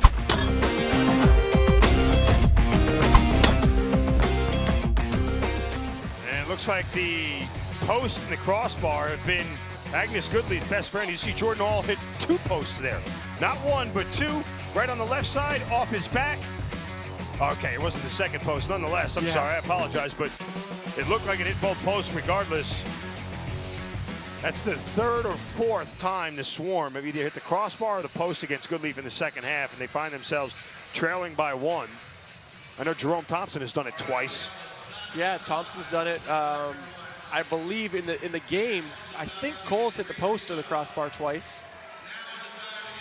So the Swarm teams with even strength after the Rochester Knighthawks killed off the power play, or penalty rather. And here's Sellers looking inside, flips it across to Jackson. Now Jerome Thompson working around Hossack, spinning back. 8 on the shot clock. Flips it across to Matisse. Oh, a give and go attempt stained by Goodleaf. Sellers gets that rebound and a fresh 30 for the Swarm. Matisse is so good at that catch and quick shoot on that backside. And here's Jordan Hall. Now back to Matisse with a little bit of room. Sends it back to Jerome Thompson. Another save by Goodleaf. And Angus almost makes it look easy there.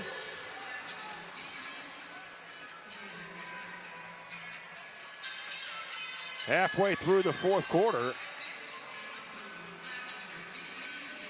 Swarm trying to get their 14th win of the year. And there's 5 left to shoot for Rochester as Resetarits gets checked going through the crease. His shot never made it on Cage. And the rebound goes to Georgia as Brian Cole sprints in the offensive zone, feeds Shane Jackson. Back to Cole, shot, score!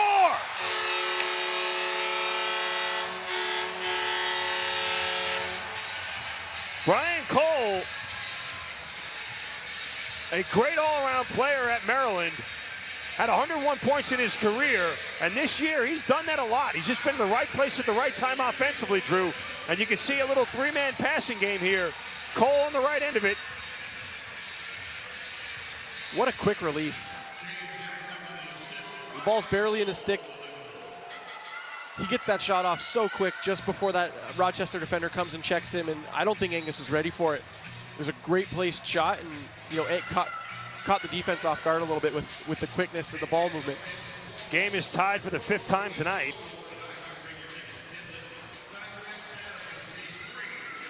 And as we're under 7 minutes left.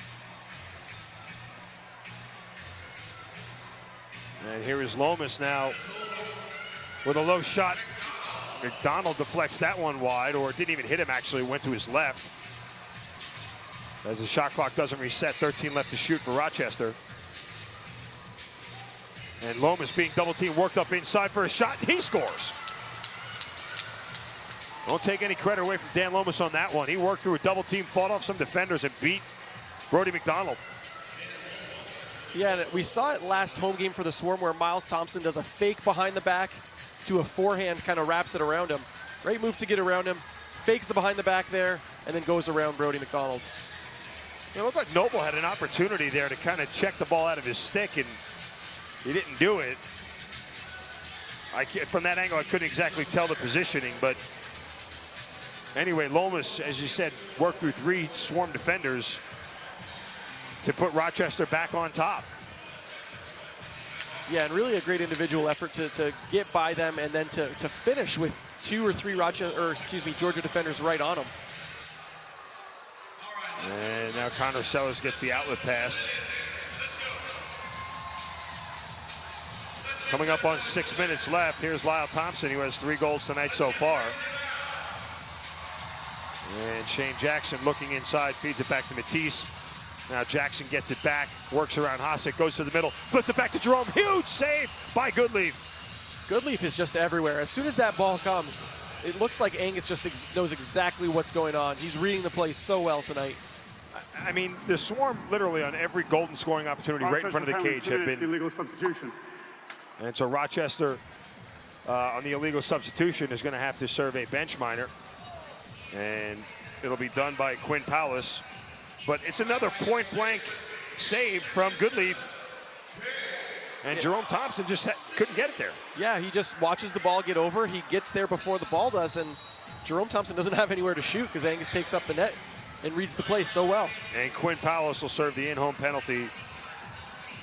And we'll see if the Swarm can tie this thing up here on the power play once again. Lyle Thompson flips it back to Shane Jackson, and Hall couldn't connect on that pass, and we're going to get an over and back. Yeah, I think that pass was meant for whoever was in front of the net, and it just kind of... So they're going to call a delay of game penalty on Jordan Hall. They absolutely are going to call a delay of game penalty on Jordan Hall for flipping that ball back towards midfield. Wow. That is a tough one, and Hall pleading his case right there to Mark Ordonio. Georgia penalty number 20, 2 minutes. Delay game. Well, we talked about it earlier where where Leo got that penalty. You just got to leave that ball on the ground. So there's the over and back call. He just flips it back, but you have to, I believe the rule is that you have to let it be where it lies. And we don't have that rule year round in the summertime. Most guys play in the summer as well. So guys are used to kind of putting that ball back to where it belongs, where we have the quick starts here, and the ball that needs to be let be, so that the other team can pick it up and get a transition opportunity if it's there. So we got 4-on-4 lacrosse here for the next minute and 20 seconds. And the spacing is much different in 4-on-4, Drew. Yeah, much more open for the offense. And even there, you just saw Rochester's offense do a great job of moving the ball around. And here comes Mitch Belisle in the offensive zone, and the Swarm will get the right personnel on the field. Yeah, in the 4-on-4, it's just so much easier to spread the defense out and then kind of attack that middle of the net. Well, this should benefit the Swarm as Thompson, Jerome that is, flips it back to Shane Jackson. Shot saved by Goodleaf, goes into the netting, and the Swarm will get a fresh 30. And we're also going to get a stoppage in play here. So 47 seconds left in the 4-on-4. Still a 1-goal lead for the Knighthawks. You're watching Georgia Swarm Lacrosse on NLLTV.com.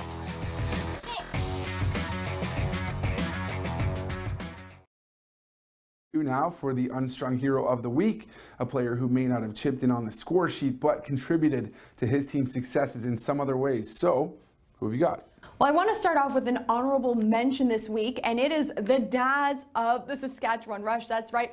All the papas came out to cheer on their sons this week, and you could tell the Rush were really performing at the top level, and I can't help but think that playing in front of all of their dads had something to do with that. They all came out onto the field ahead of the game, and Derek Keenan also was there with his son Ryan Keenan. He said that was a little bit weird to be a part of those ceremonies ahead of the game. But my unsung hero for this week has to be Ian Lord, and this is why. The defenseman was huge for the Rochester Knighthawks this week. He also had 2 goals in this game along with his 1 assist to help keep the Rochester Knighthawks playoff hopes alive. As Dan Dawson said, everyone was chipping in, including Ian, and you don't really see those kind of numbers from a defenseman. He's got Digby on the take, scores! Now back over to Swarm head coach Ed Como, who is talking with Ian Garrison during the timeout about the Jordan Hall penalty and trying to understand what happened. And so now we have Dan Dawson giving Quinn Powell directions as to whether he's going to go back to the bench or come out on the field and just play in the offense. Yeah, and you always want clarification in the case of Ed Como where you're not entirely sure why that's exactly a penalty, because it doesn't look like, it looks like such an innocent play. There wasn't a Rochester player around to pick the ball up for that quick start, and so it looks like the ball should be sent back to half because that's where the ball would be blown in.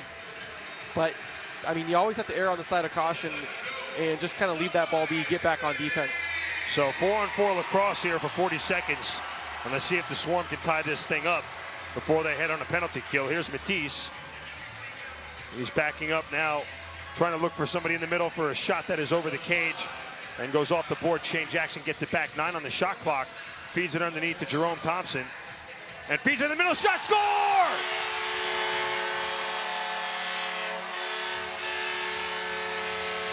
Shane Jackson with the equalizer, his second of the night. And what an unbelievable play to just catch that pass in such small space. You see Shane working hard to get open to the net, catches that pass, and then shoots around him. Such a great effort. And look at that, just fantastic. You know what? Mike Hayson doesn't have a challenge flag left, but I think his right foot might have been on the line. Yeah, he was definitely close to the crease, and he was being pushed kind of by Paul Dawson, so he definitely had that momentum going towards the net. So maybe we can get another angle on that, but you might be right there. And Swarm win the faceoff. Still have 4-on-4 here, so nobody comes out of the box because it was even strength. And I think the Swarm may be content here to kill off as much of what's left or try to take an opportunity. Who knows? But here comes Quinn Powers. Shot saved from Goodleaf. And Jackson once again fighting for the rebound. Still loose. And then pushed back. And now you're going to get an over and back call in the Swarm, and they'll learn not to touch this one. And so with 3 seconds left in the penalty, the Swarm have killed this off. Now they get an odd man rush. Here comes Lyle Thompson. Hall sprinting on the other side. Shot, wide of the net. I didn't know if Lyle was going to pass that or not. Jerome gets it. Save from Goodleaf. And Jerome gets decked to the turf by Graham Hossack. No call from the official. And here comes Andrew Suter into the offensive zone. So we are tied up at 8. And Krepensek checks up on him.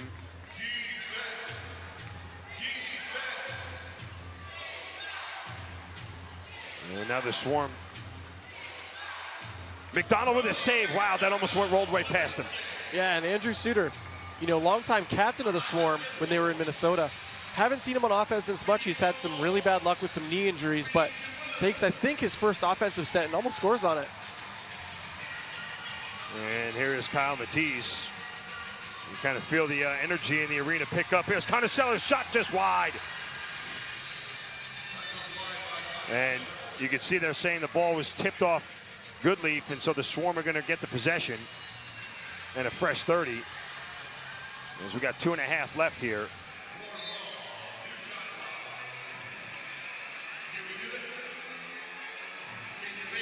And now Jordan Hall lines up, shot saved from Goodleaf, ball on the turf, and picked up between his feet. Dawson feeds it across to Ian Lord, can't hold on to it. And Scott Campbell gets it now. You know, even though this game doesn't really mean anything, you still feel kind of like the energy and the excitement here of this next goal possibly being the game winner. Yeah, and I think the players have kind of really picked up in the last couple minutes where I think they feel it. They're really kind of taking pride in that last goal because there's a good chance that that next goal is the game winner. So another rebound for the Knighthawks. And Dawson backing up. And now flips it back to Recitaire. It's over to Lomas. Lomas hit the post. Rebound to the Swarm. As we got 90 seconds left. Let's see what the Swarm do here. How fitting would it be for Lyle Thompson to score the final goal of the regular season? And Thompson getting checked up on into the board, still hanging on to the ball here. 10 seconds left to shoot. Still has it in his stick. And with 4 on the shot clock, the Swarm are going to get a shot clock violation here. And Rochester will get the ball with exactly 60 seconds left. And here comes Paul Dawson. McIntosh pushes him away.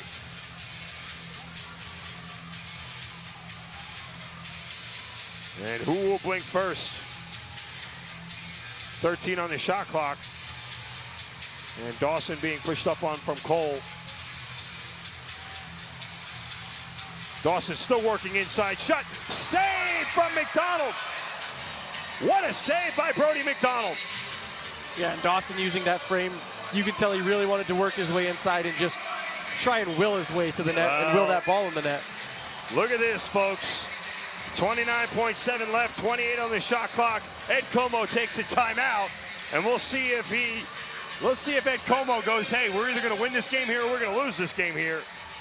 But let's take a look at that last save from McDonald. You see Dawson trying to come back around with a big save off his right arm. Yeah, and just Brody reading that play really well. Dawson using all that 6'6" frame right there. Yeah, and Dan, I don't think got it quite where he wanted it to go. You'd think that he wants to push it really far to that left side. It kind of hooks on him a little bit, and Brody's there to make that great save. You can see Dan Ledesor drawing up a play here for his offense. Yeah, I expect to see Brody start in the net. Maybe not, but I expect to see him start in the net And then as the clock winds down, he work his way towards the bench. Sure. And really the Swarm look for that last second shot with a 6-on-5. And we'll see if Rochester presses up in any defensive manner. But my guess initially would be no, just because it's probably going to be Lyle Thompson with the ball. And he's a pretty tough person to press up on. So McDonald staying on the bench here. And Lyle Thompson is going to walk all the way back in front of his net to start the play. And so there is 1.7 differential, 31.7 and 30 on the shot clock. And the Swarm will probably hold for the last second here. Yeah, look for them to start their kind of attack towards the net at about 8 seconds. That's generally the time frame where most offenses will start their attack when there's a man out of the box. And generally speaking, Rochester's going to let that happen. They might jump a pass, but... And Sellers is the extra man as now Thompson starts to circle. Sellers with 8 seconds left. Flips it over to McIntosh. Now back to Lyle. Lyle cutting inside, loses the ball. And then it is thrown on the cage. It rolls in! Did the horn sound? Well, it's an automatic review. Did the horn sound?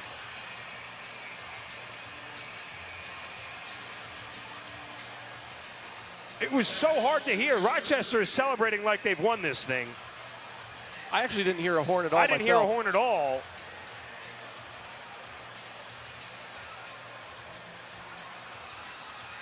And now Matisse talking to the officials, trying to figure out what's going on.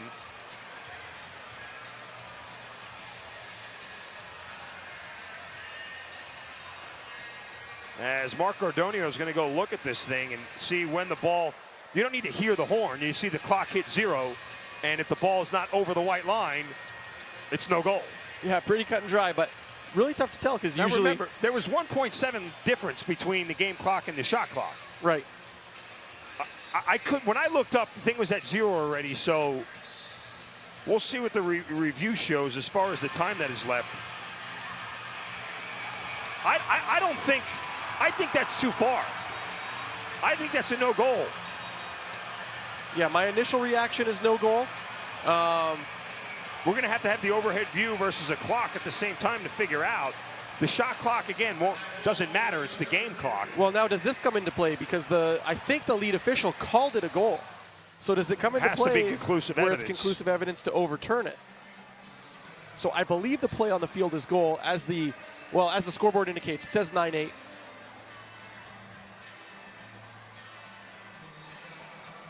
Again, there was 1.7 more on the game clock. So when the shot clock hits 0, it needs to be less than 2 seconds. And again, that's not normal time, but I don't think that thing beat it. No, I think it's, almost a half second after the buzzer. My initial reaction, I was kind of trying to keep my eye on everything going on to see when that ball was going in the net, but I really expected to hear that buzzer to kind of let us know. But I think that it hit 0-0 just before that ball trickled in. Kind of wish they had like nets that glowed like basketball. Sure, yeah.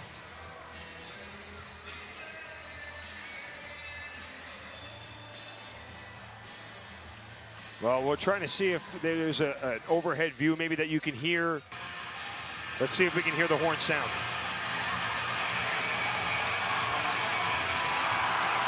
You can't hear anything. There's no horn. And you can see the official just say, I don't know. Yeah, but again, I think the call on the field was that it was a goal, as the scoreboard indicates. So, I mean, I don't know how they can possibly overturn it.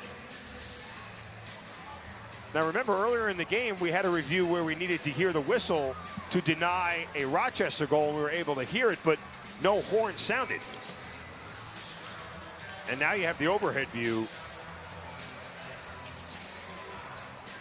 Yeah, unfortunately, none of the views mean anything if we don't have the shot, the scoreboard, or the we would need a clock. After review the call on the floor stands, we have a good goal. Wow, that's come on. And a grin on Hayes' face. There was nothing conclusive about that at all. That's just... No, and you see Dan Ladisor upset.